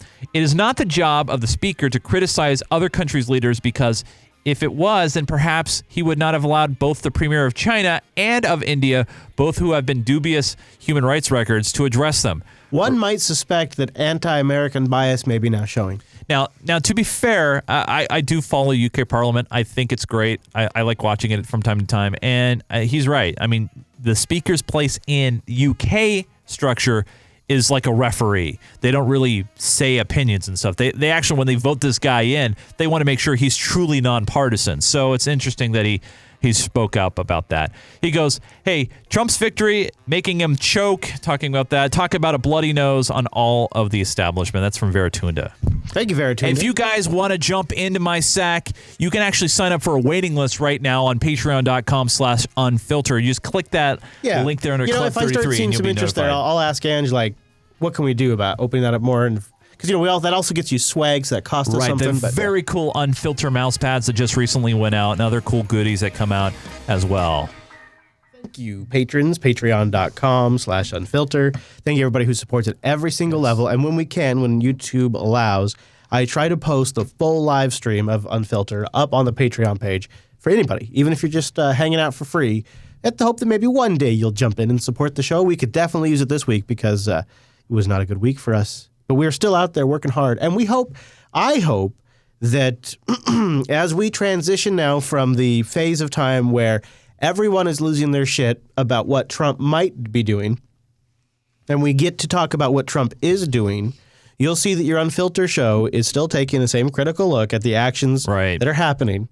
We What you've been hearing over the last few weeks is the sound of us not losing our shit over every little thing that everyone else is freaking out about. Right. But what we are here to do is break down what the hell is actually happening, when it is a bad idea, how it plays into the U.S.'s role in the world overall, and especially when we're taking actions over in the Middle East, how that is being shaped, how that is being messaged here in the U.S. And at the end of the day, we're going to maintain a people's document about what is happening here. And this show is a living document. Every single week we come back and we record a little bit more of the record. And you think about it now, it's probably too soon, but eventually, in maybe 6 months or something like that, you could go back and watch some of the key moments of the 2016 election, like key moments when massive Hillary emails dropped and what the big hoopla was back then. Because now with some distance, the details begin to fade a bit. But your Unfilter show was here documented. And if we get it wrong and you tell us we've got it wrong, we'll try to get it right. Absolutely. We have no reason to do otherwise. No. So if you get behind that idea and have enjoyed the show, we'd really appreciate your support. Are you saying, Chris, that we don't really have an agenda? You might say that. All right, let's get into what I think is one of the most fascinating developing stories in the U.S. right now, and that is the slow legalization, state by state, of cannabis. And with that, different states are taking different approaches, or they're legalizing it in different ways. Some go medical only, some go full adult rec, right, as they like to call it. And California has been one of the places very early on that legalized medical and is not really well positioned to regulate something as big as recreational. And there was a study that was done recently that shows that the lack of regulation may actually be bad for consumers of marijuana in California. And the reason why I want to play this is because you and I often bemoan about the amount of regulation and taxes that Washington decided to impose on the cannabis industry, which we have been concerned might just encourage the black market to still have a healthy... keep going, right. And so this is the other side of the coin. When there's no regulation, this is what you get. KPIX5 has learned some pot from Bay Area dispensaries contains a powerful pesticide so toxic, even the tobacco companies won't touch it.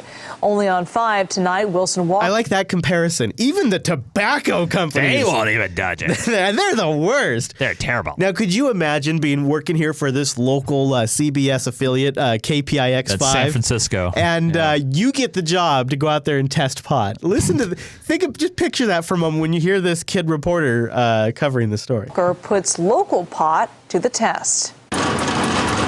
You cannot tell by looking at your cannabis whether it's contaminated with pesticides, residual solvents, molds. Want to know exactly what's in your marijuana? This particular instrument here is a liquid chromatograph. Just ask the team at Steep Hill Labs. We see that cannabis that comes through the lab is often would have to be destroyed in other states. And that's because states like Oregon, Washington, Massachusetts, and Colorado have either set limits on or banned certain pesticides for use on marijuana. And tonight, we're going to focus on just one of them. But yeah, so myclobutanil is a fungicide. It's for mildew, molds and mildew. Myclobutanil, often sold under the name Eagle 20, is approved for use on things like grapes and hops because if you happen to eat some of it, it's considered harmless. Yeah, it's no big deal if you eat it. Now, turns out if you light it on fire, it gets weaponized. But if you set fire to myclobutanil. If you smoke it, if you heat it, it actually can produce a substance called hydrogen cyanide. Hydrogen cyanide is very toxic to humans.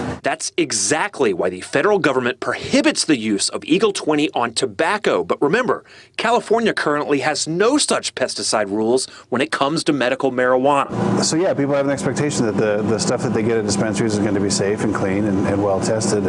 But the fact of the matter is that this is an unregulated environment up till now. So how much Eagle 20 might you find on California's medical marijuana? Well, we purchased samples from 5 different Bay Area dispensaries. I thought that was an interesting approach. And remember, this is just a guy who has a job who got this as an assignment.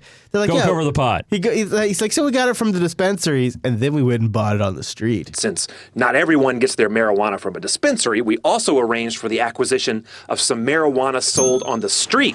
Some. It turns out it's like a lot that they bought off the street, but we'll get to that later. And we sent it all off to the lab.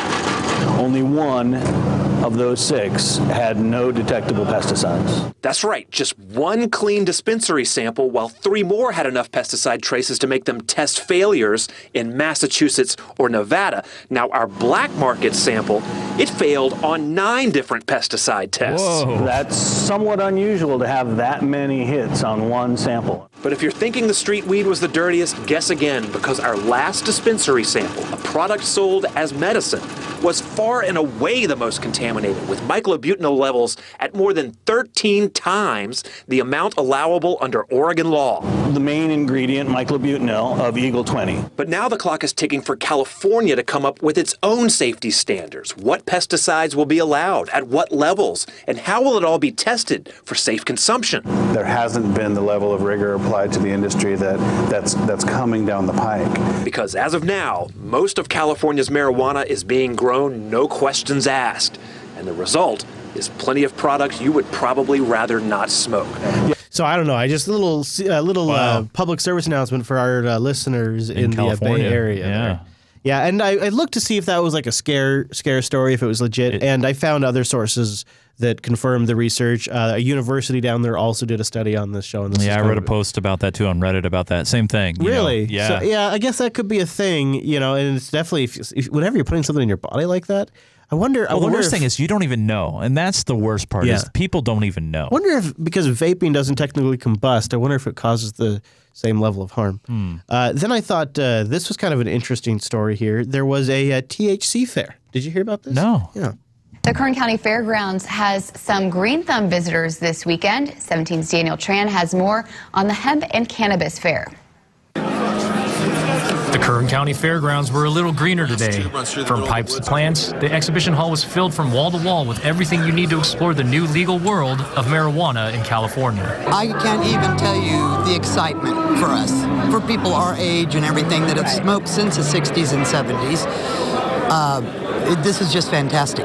Local dispensaries were also present to advertise their products. Julian Vega of VegaBuds.com offers a delivery service of his products to clients and says it's a sign that opinions are shifting. I think it's awesome that people are opening up to this and actually seeing that there is some people that are needing it for medicinal purposes, but it also is a recreational purpose as well.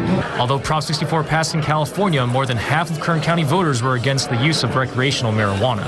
So there's also some development in another state about some possible medical marijuana plants developing. Could Wisconsin be the next state to legalize medical marijuana? It looks like it might be, Chase. Democratic lawmakers introduced 2 pieces of legislation in Madison today, and they're calling on Republican leaders to act quickly. Courtney Garrett joins us in the studio to explain why.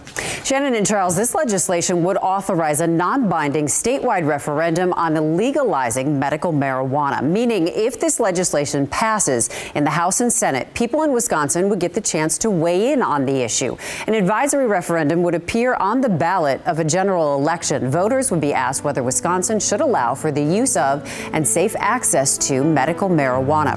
Local news, Chase, is best news. It's going to be very interesting to see what Sessions does now he's our new Attorney General. Your Unfilter show we'll be watching. Absolutely. Well, the main show may be over, but the overtime segment is still coming up. And we got some good stuff in there. In the meantime, though, Chase, people got to take off. We understand.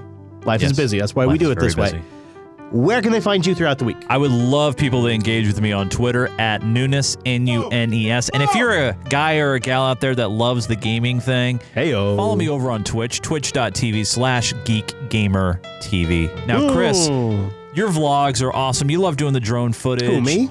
Adventures with Hadia, lots of great things. Yeah. Where can people find out what's going on with you? Why not head over to youtube.com/Chris Fisher. That's my name.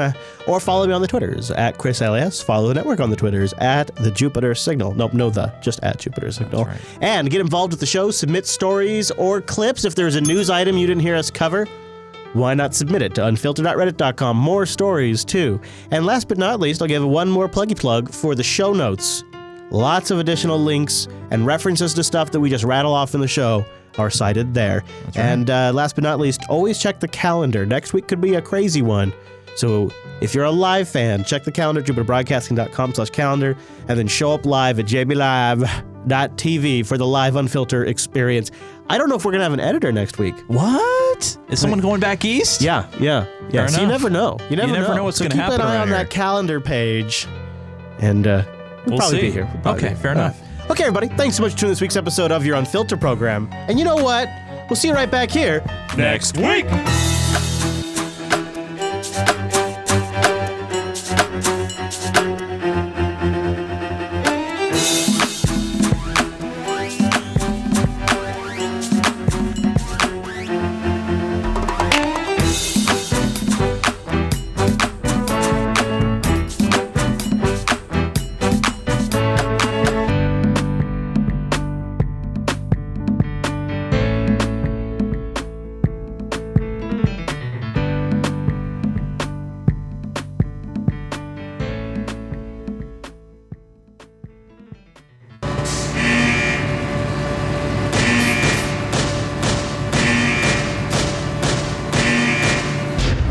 It doesn't even require an executive action.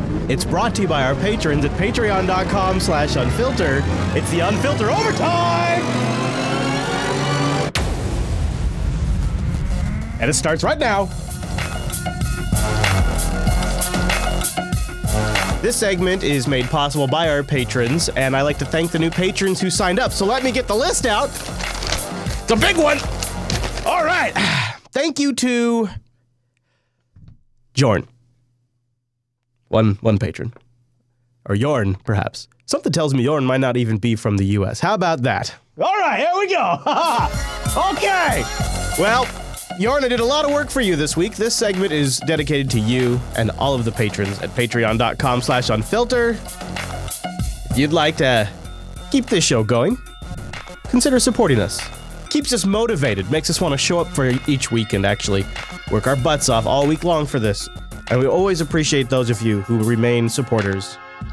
Patreon.com/unfilter. Now, we start off the overtime with what is maybe my new favorite segment, and I can't believe I have a whole new batch of work for it. It's amazing. Oh, Nancy! That's what it's called, Oh Nancy. We kicked it off last week, and this week picks up with Nancy Pelosi calling for an FBI investigation to find out what the Russians have on Trump. Find out. Nancy wants to know. I want to play something Elizabeth Warren said yesterday in a speech in Baltimore. Take a listen. America elected Donald Trump. And yeah, the Russians helped. And yeah, the FBI director helped. And yeah, he lost the popular vote by 3 million votes. But we cannot let ourselves off the hook so easily. Not as progressives, not as Democrats. The excuses end now. How do you respond to her? Because you were just making a case that the Obama administration and the Democrats were in charge, were being responsive. Elizabeth Warren is saying, no, the Democrats weren't. What do you say to her? I think she went on further to say that it wasn't about what we have done, it's how we did not message it. And that is but she said no. She actually said the opposite. It's not about a new set of talking points. No, it's actually about policies that aren't working for those folks. Well, but they have. Let's see the record. The record is that what did we do? We bailed out the auto industry, saving so many jobs, millions when you take the indirect increase in jobs in that area. The Republicans at the time said this would be interfering with the free market system if we bailed out the auto industry. They were on their heels. They're now on top of the world. But let me just go back to the first part of the senator's statement. I want to know what the Russians have on Donald Trump. I think we have to have that investigation by the FBI into his financial, personal, and political connections to Russia, and we want to see returns. His tax returns. There they are. So we can have truth in the relationship between Putin, whom he admires. But I want to go back to the issue. Let's go back to the issues, Chuck Todd says, and get off those talking points. But she did it. She barely got it out, but she did it. She did it. She also had things to say about Steve Bannon. What's making America less safe is to have a white supremacist named to the National Security Council as a permanent member, while the chairman of the Joint Chiefs and the director of national intelligence are told, don't call us, we'll call you. You're no longer permanent members. I like that framing. We'll call you when we need. whatever judgment they make about when they want them to come back. Right. It's a stunning thing that a white supremacist, Bannon, would be a permanent member of the National Security Council and dismissing Chairman of Joint Chiefs and the Director of National Security. That's her jewelry you hear, by the way. Excuse me, National Intelligence. Oh, I'm sorry. Did you get that wrong, Nancy? Yeah, I'll back up. National Security. Excuse me, National Intelligence. She caught it. She caught permanent member. She caught that one. Good for you, Nancy. Good job on that one. All right. So, of course, earlier today we played my favorite Nancy moment, but I don't know. Maybe I just need to roll around in it for... This, while it's only a couple of weeks since the inauguration, there's complete evidence. We've seen nothing that we can work, but I can work with President Bush on, and I'm disappointed because I thought that there might be some interest. I love the people behind her. What did she just say Bush? Did she just say Bush? Did she just say Bush? All right. Well, there you go. We'll open it up with a little Nancy Pelosi. There's more Nancy Pelosi if you want it. But before we go any further, I thought maybe we'd play a little Sanders. Senator, there's a big fight going on right now, as you know, about who will lead the Democratic National Committee. It's starting to shape up as something, a bit of a proxy battle between the Sanders wing and the Obama-Biden wing of the Democratic Party. When former Labor Secretary Tom Perez picked up the endorsement of former Vice President Biden, you said, Joe Biden is a friend of mine, but you went on to say that the question is simple. Do we stay with a failed status quo approach, or do we go forward with a fundamental restructuring of the Democratic Party? Is that what you think of Vice President Biden, that he represents a failed status quo approach? Look, I like Joe, and I certainly have enormous respect for President Obama. But the facts are that despite the reality that we have an extreme right-wing Republican Party, which is way out of touch with the American people on every issue, they now control the White House, the Senate, the House, and 2/3 of the governor's chairs. If we continue along the same way, I think you're going to get the same results. So what I believe is we have got to open up the door of the Democratic Party. You got to bring in working people. You got to bring in young people. We got to raise money by small donations rather than being dependent on wealthier people. So Sanders is not going away, and neither obviously is Elizabeth Warren.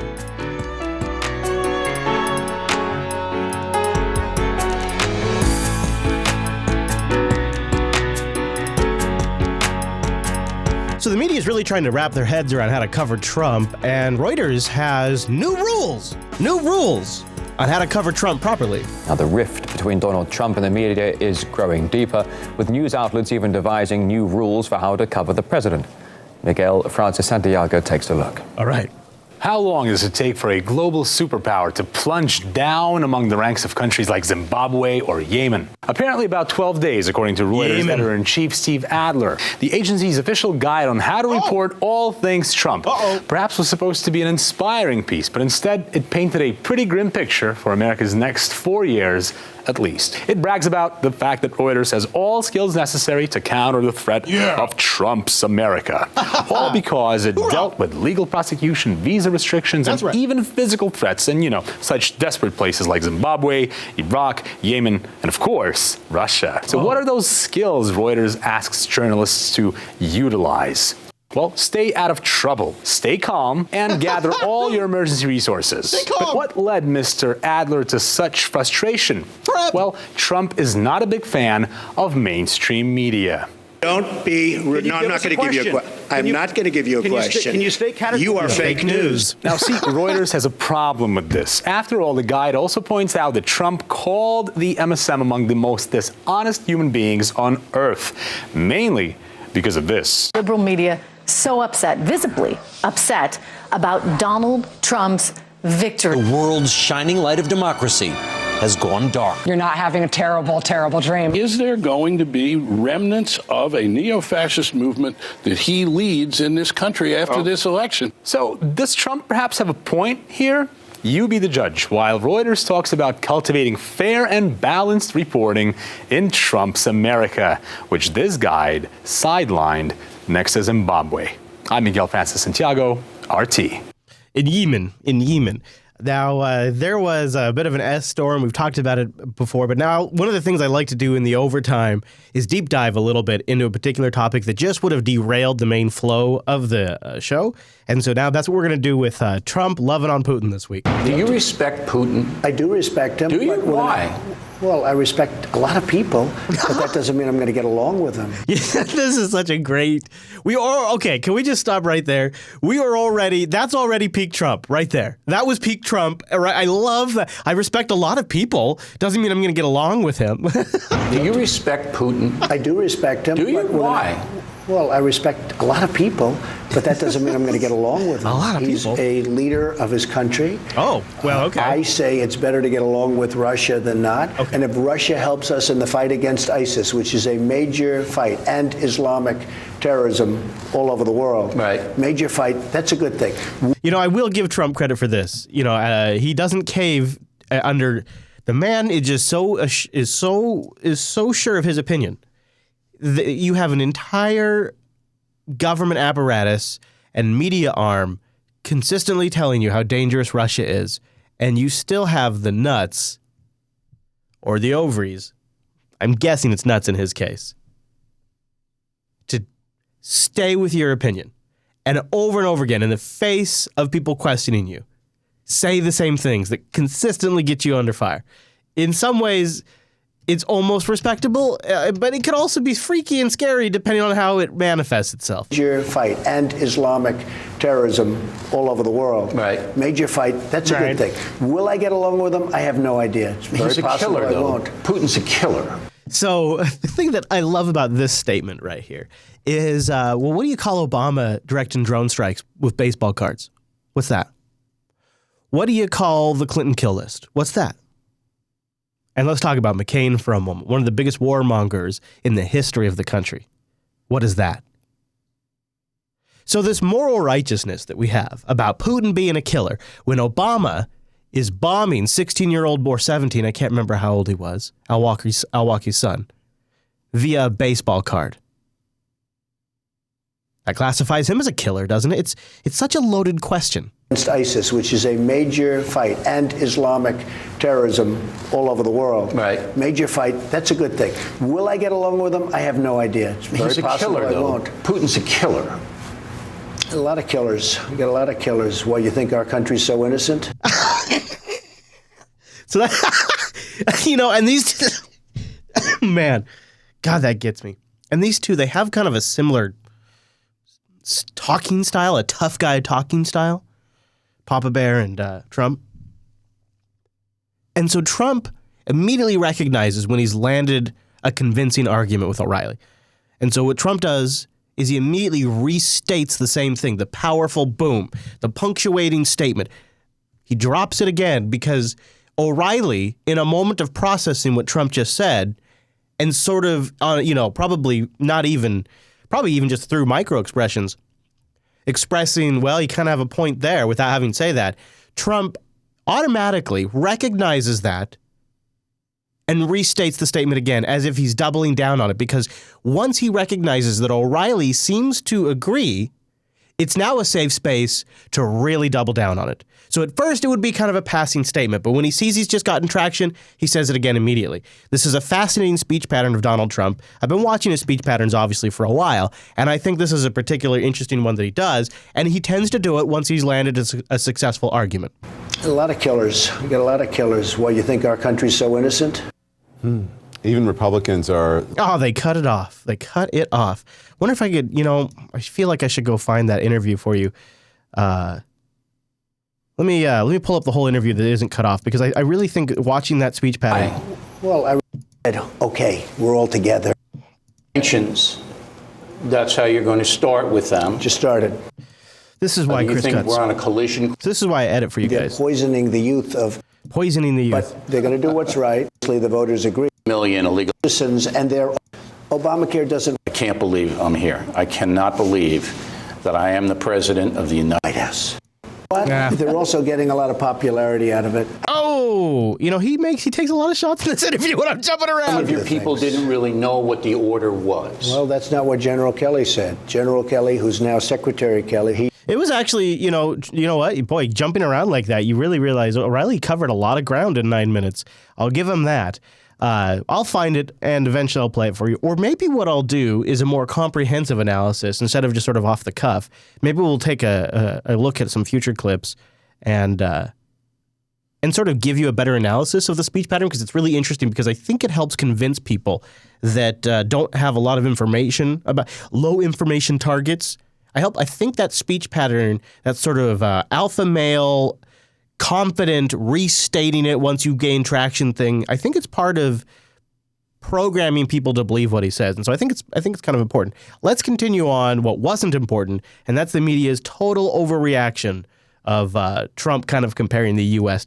or Putin to the U.S. A remarkable equivalency, to be sure. To discuss more of it, Chief White House Correspondent Major Garrett is at the White House. In other words, to keep discussing it, because we've discussed it on our CBS Morning News, we've discussed it on our CBS Evening News, and now we're discussing it on CBSN. And joins us this morning. And Major, we do appreciate it. I want to begin with those remarks that the president seemed to make in defense of Vladimir Putin and the resulting moral equivalency that seemed to be drawn between the United States and Russia. As you saw, Mitch McConnell there, just one of several Republican lawmakers who have since denounced those comments.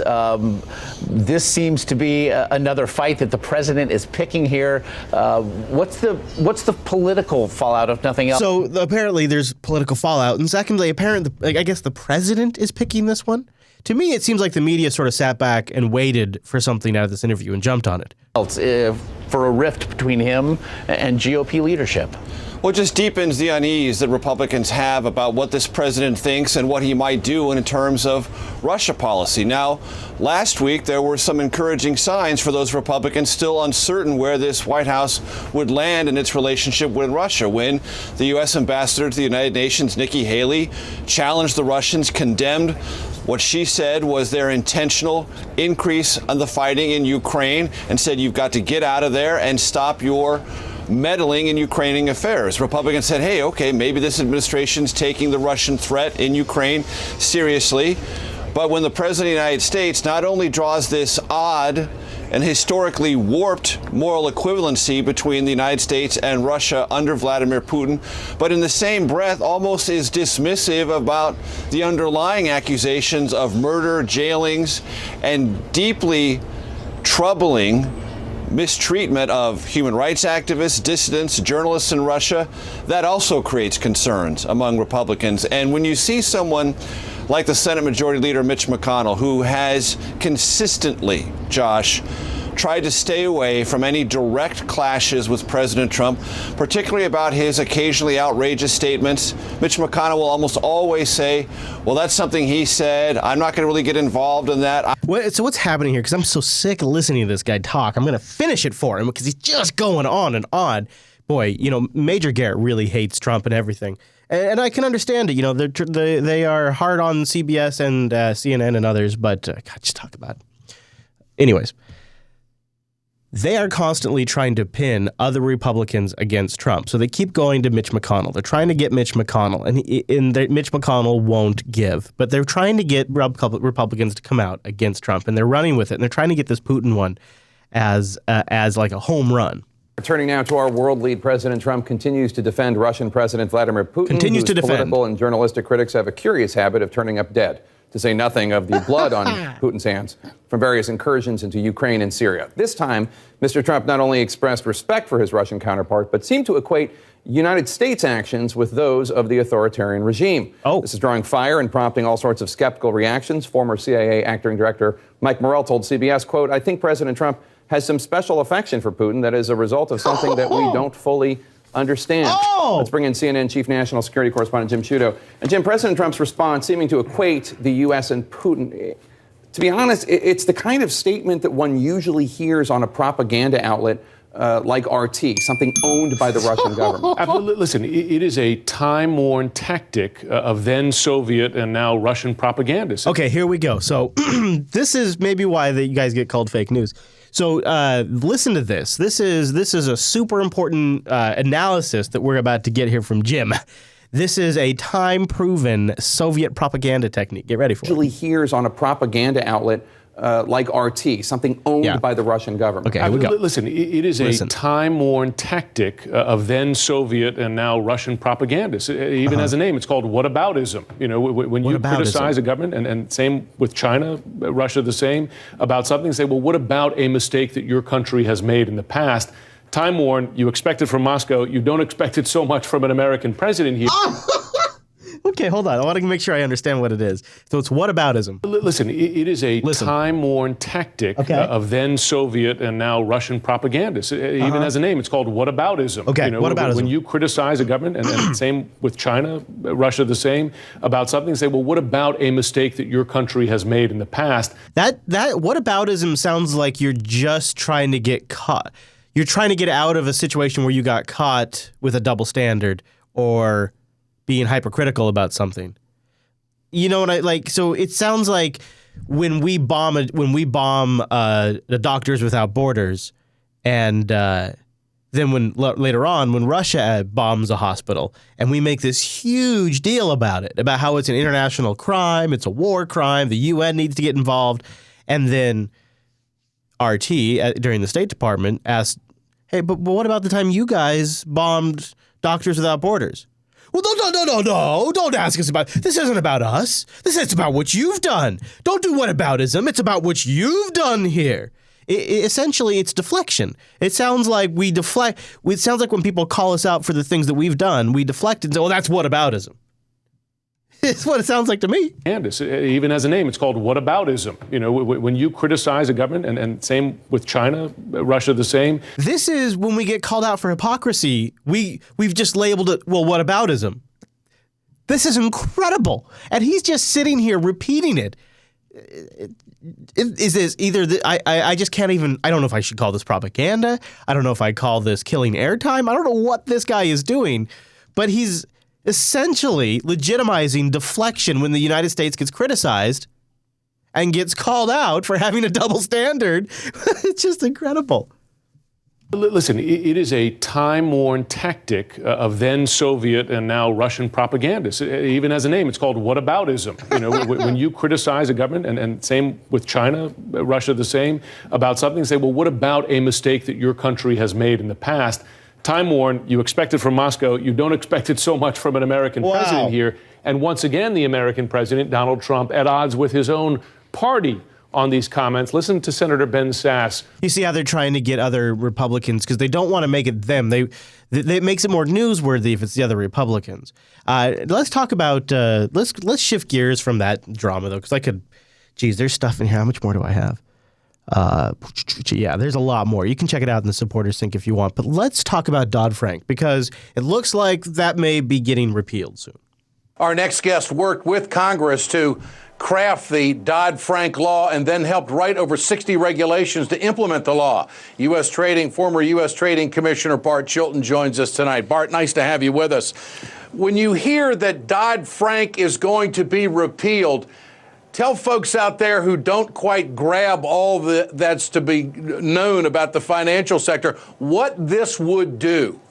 Hey, Ed. Well, look, it's pretty simple. The financial collapse, the whole Great Recession, was because there was no regulation of these things called over-the-counter swaps. And these are bets upon bets upon bets, derivatives that were totally unregulated, zero, zip, nada. And Dodd-Frank did a bunch of things, but the key thing that it did that would be a monumental mistake if they overturned it or repealed it, like President Trump wants to, is doing away with that. So we would again be in a circumstance where we had to potentially bail out the biggest of the big global planetary investment banks. Well, that could go just fine. Let's go ahead and get rid of that Dodd-Frank, Donald. Let's go ahead and do that. How will President Trump respond to this latest setback? Well, here's a tweet just in this morning. That latest setback being the federal judge who blocked the travel ban nationwide. Quote, the opinion of this so-called judge.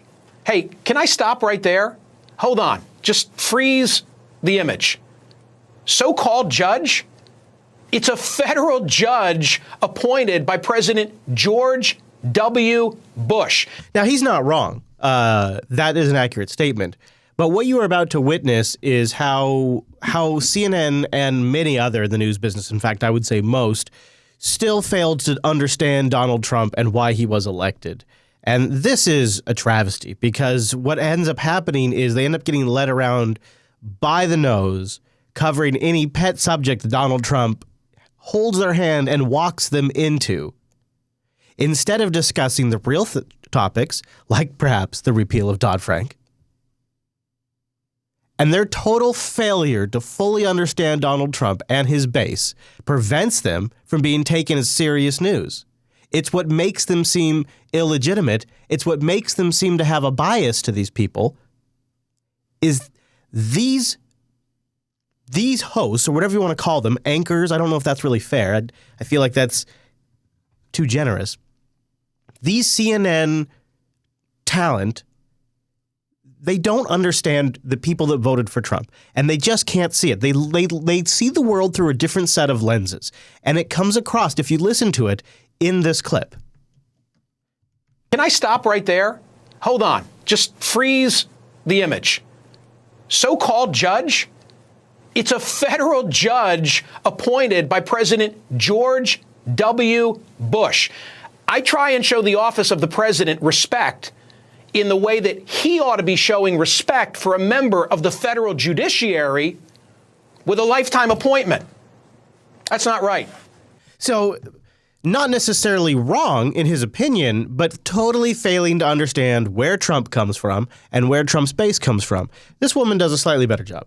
Hey, Selena, I'm sorry to drag you into this, but come on, you're the commander-in-chief. You can't be disappointed with the outcome of a federal case and say, well, the so-called judge. He did that with Judge Curiel in the Trump University case, and I thought it was appalling. But are you really surprised? I mean, this is the way that he communicates. We every day, every minute, every hour, we're breathlessly reporting on how surprised we are by his behavior. And while it is completely different from President Obama, President Bush, President Clinton, and so on. This guy's eyes are practically bugging out of his head while she talks, by the way. You notice that? This is exactly what people voted for, whether you like it or not. The people that showed up to vote in the states that count, they wanted this disruption. They wanted this guy that talks the way he does. Now, that might not sit well with a lot of people, but this is who he is, and it's not going to change.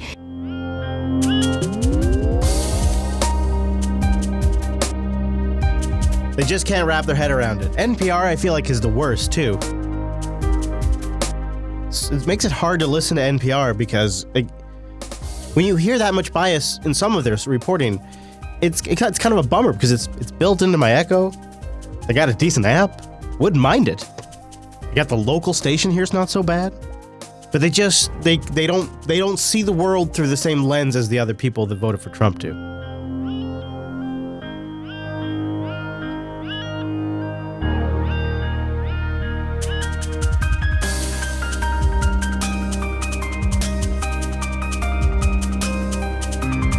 You know, Vida James asked about the pedophile crackdowns that have been happening this last week and a half, and about Weiner getting charged with child porn. I don't have any good. I have some links in the show notes, but I don't have any great coverage on it, and I don't have any clips either. So if you see any, unfilter.reddit.com, maybe we'll get to it. All right. While we didn't get a chance to talk about Berkeley in the main show, I do have some clips on it for the overtime. Meanwhile, an American congresswoman has dubbed Wednesday's protests at the University of Berkeley, which turned violent, quote, a beautiful sight. They broke out shortly before an editor of the news website Breitbart was due to give a speech against so-called sanctuary campuses, which offer protection to undocumented students. We have seen demonstrations, and I think we've already talked about that around the country. Young people at Berkeley protesting against this unconstitutional order. And so as we encourage our young people to get involved, I thought it was a beautiful sight. Berkeley got really nuts. Now, the riots against a planned event at the campus have raised concerns in the media over free speech. Some say the protests are somewhat ironic, given that the university considers itself a beacon of the free speech movement. Berkeley University in California. All right, well, that's good enough for that clip. Although that's pretty great. I am almost tempted to let them play out the whole thing because you know it's going to be great. But we'll move on. We have more important things to talk about in the overtime, like Iran. National Security Advisor General Michael Flynn. In a surprise appearance at the White House briefing, National Security Advisor Mike Flynn offered a blunt warning to Iran after Sunday's missile test and an attack by Iran-backed militants on a Saudi Navy vessel. Iran is now feeling emboldened. As of today, we are officially putting Iran on notice. The nomination is confirmed. An early foreign policy test for Rex Tillerson, confirmed tonight by the Senate as Secretary of State. But Tillerson is taking over a State Department in revolt, a scathing protest by more than 900 career diplomats and civil servants over President Trump's new policy banning visas for citizens from 7 majority Muslim countries. In an internal memo obtained by CNN, the diplomats warned Trump's executive order, quote, will not achieve its aim of making our country safer and is likely to alienate allies in our counterterrorism efforts and increase anti-American sentiment and foster violent extremism. The cable is, at least in my memory, unprecedented. And it, I think, goes to the deep concern and the broad concern that's felt in the State Department over the actions taken by the administration. The memo came through the State Department's Dissent channel, which awards employees for voicing foreign policy concerns without retribution. But from the White House, a blunt warning. I think that they should either get with the program or they can go. One longtime career officer pushed out by the new administration used his farewell address to urge colleagues to stay and uphold their oath to defend America from all enemies, foreign and domestic. The policy without professionals is, by definition, an amateur policy. You have to help make the choices that bring this country forward. In addition to a restless diplomatic corps, Tillerson must also confront allies concerned the new administration is increasing the ISIS threat with its latest moves. ISIL and Daesh will use any opportunity they can to make difficulties, to create the environment that they want, to radicalise people, to bring them over to their side. So it is a propaganda opportunity for them, potentially. In Canada, one lawmaker compared Trump's policies to fascism. We will call for immediate action and for the Canadian government to finally start standing up to the fascist Donald Trump.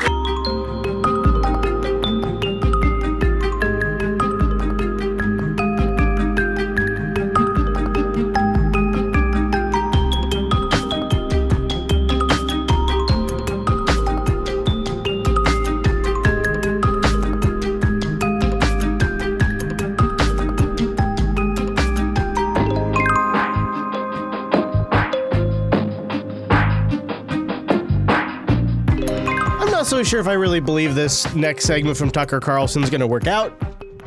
Let's give this a go because this is something I like to do and it's something you can all do too. If you are ever watching the news, which I don't recommend you do, just wait for this show. But if you decide to watch it on your own and you wonder if there's perhaps a bias in the person on the television that's reporting or perhaps in the news article that you're reading, one of the things you can do to kind of get a sense for it sometimes, in fact, frequently, is if the journalist is large and, has a big enough publication base, they're almost always on Twitter. So if they're on television or they're in mainstream news, they're almost always on Twitter. And it is actually kind of useful to go look at their Twitter feed and see what they tweet about. And you get a sense of maybe how they personally align on some issues. Tucker Carlson has caught on to this idea, and he tries to make a segment out of it.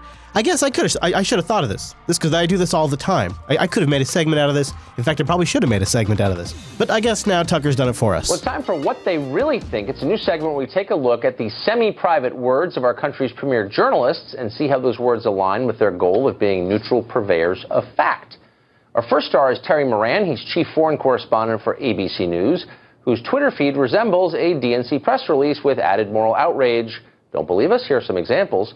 Quote, upset Trump didn't destroy ISIS within days of taking office. Moran tweeted this: I thought Trump already had a secret plan to destroy ISIS. What happened to it? After the president's immigration order, Moran wrote, "For 70 years and more, American science has triumphed because the USA got the best minds in the world. Now that's at risk. Thanks, Trump." He also said, quote, "Trump's NSC chief's son declares exactly what this is, a Muslim ban, whatever weasel words his father and Trump's minions come up with." In another tweet, he simply labeled Trump President Snowflake. That's right. Moran was in near religious ecstasy over the Women's March 2 weeks ago, tweeting this: "Has there ever been a day when so many people in so many places marched in solidarity for a cause? VE Day? This is historic." Moran felt a tingle down his leg when the New York Times announced it had hit 3 million subscribers. He tweeted this: "Failing? Not." And in response to Trump's comments downplaying the violence of Vladimir Putin's government in Russia, just today, Moran moaned, "Somewhere Ronald Reagan weeps."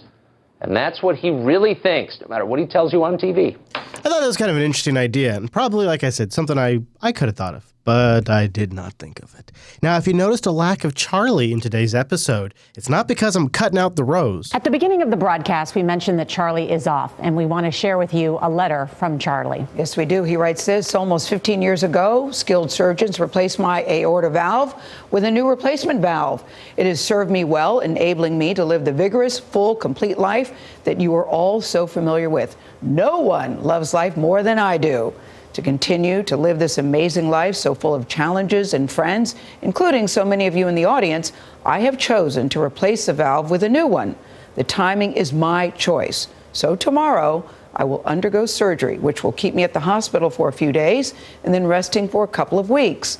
I look forward to seeing you in March." In the meantime, you are in great hands with my remarkable colleagues, Nora and Gail, backed by the best morning team anywhere. I can't wait to be back completely rested with my heart recharged, my passion for the work ahead purposeful, and my joy at life's pleasures high. Until then, stay close. We can do that. That's right. Well, we're going to miss our wingman. Yes, we will. We're going to miss but I talked to him last night, and he is optimistic and excited about this tune-up. I talked to him. He's great attitude, great mood. He's ready to go onward. He's got the best spirit going. Cheering you on, Charlie Rose. I knew he was a robot.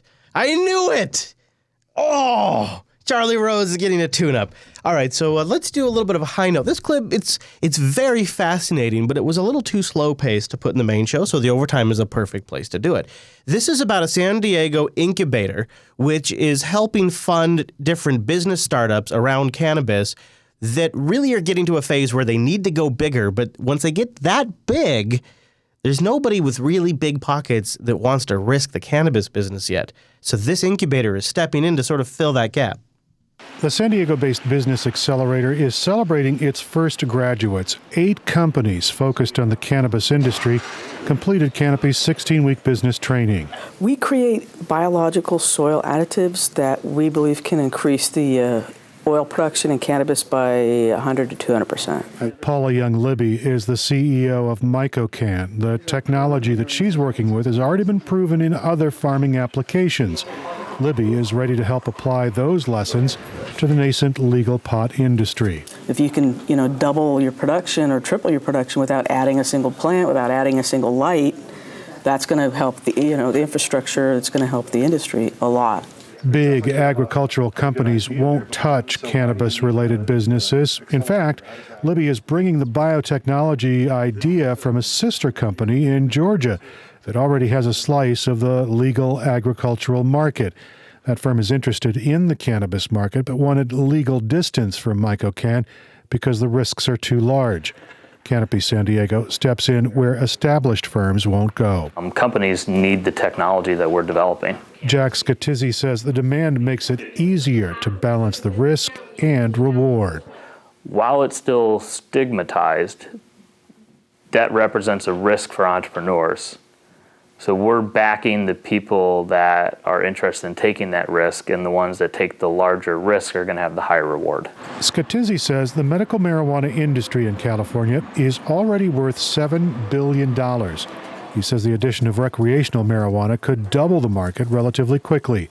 Scatizzi says accepting the risk before all the legal questions are resolved means their firms are in a position to reap the rewards. And we would like to have as many of our companies in the market as possible when adult rec use hits. And our goal with our companies is, especially with a Southern California focus, to really get as much market penetration in Southern California as possible, which will make them extremely attractive acquisition candidates from larger companies. Canopy San Diego invests in startups that focus on marijuana-related products, but they won't work with firms that handle plants directly. That passes their risk threshold. The first companies to graduate the incubator are pretty diverse. Some offer software solutions for medical marijuana management. There's a system to handle inventory at cannabis-focused businesses. And Whitney Beatty's product is a luxurious carrying case. If you keep your wine in a wine cooler and your liquor in a bar and your cigars in a humidor, why on earth are you keeping your high-quality cannabis in a shoebox? Beatty is the founder of Apothecary Brands. Her high-end storage box is aimed at what could be a huge home market. Beatty says the incubator helped focus her business strategy. The industry is really new. It's kind of like the Wild Wild West there. And so we need to have a group that has the ability to kind of get us in front of the people that we need to be in front of. Canopy San Diego trains and focuses companies in exchange for a financial share of the startups. The investors hope the payoff comes when the cannabis market matures and their graduates become acquisition targets. Eric Anderson, KPBS News. Acquisition targets. It is a fascinating news story. Speaking of news stories that are maybe not so fascinating, the news still loves Obama. I guess that's not a surprise. Flew away in a chopper. Next thing you know, he's flying a kite. Kite surfing, actually, in the Virgin Islands with a smile so big, one poster commented, he looks younger already. How was your weekend, was the caption comparing Obama's face to President Trump's. Tweeted another, wait, he's having fun? Is he allowed to have fun? Why isn't he saving us? He can't even save himself on the golf course. Where even an ex-president gets teased for missing putts. In the Virgin Islands, Obama kicked back with his hat backwards in photos obtained by the Daily Mail. Obama got his hat to the back like it's 1990 and Trump isn't president. Get your ass back here. With respect, sir. Ugh. But Obama's ass kept falling in the ocean as he and his host, Richard Branson, learned new water sports. Branson What's with the learned music? foil boarding while Obama kite surfed. And when the two competed to see who could stay up longer, the former president won. If you're missing Obama and looking for the next best thing to a hug, here it is, dreamed up by an inventor in New Hampshire. It's 28 inches fingertip to fingertip and will literally hug you. Oh my God. All right, moving on before I throw up a little bit. After all of that, this is hard, guys. I don't want it to be the end of the show. I don't know how I'm going to. I mean, what can I say? Again, I just want to thank all of you for watching me on so many mornings through so many things. And I don't think I could go on, but thank you so much. And I will miss you.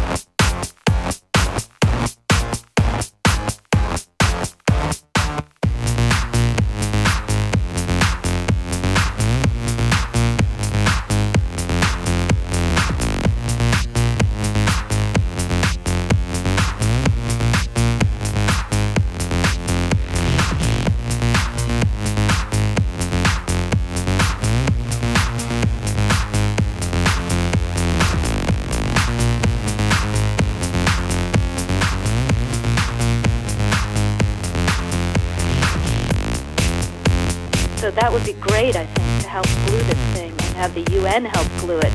And, fuck the EU.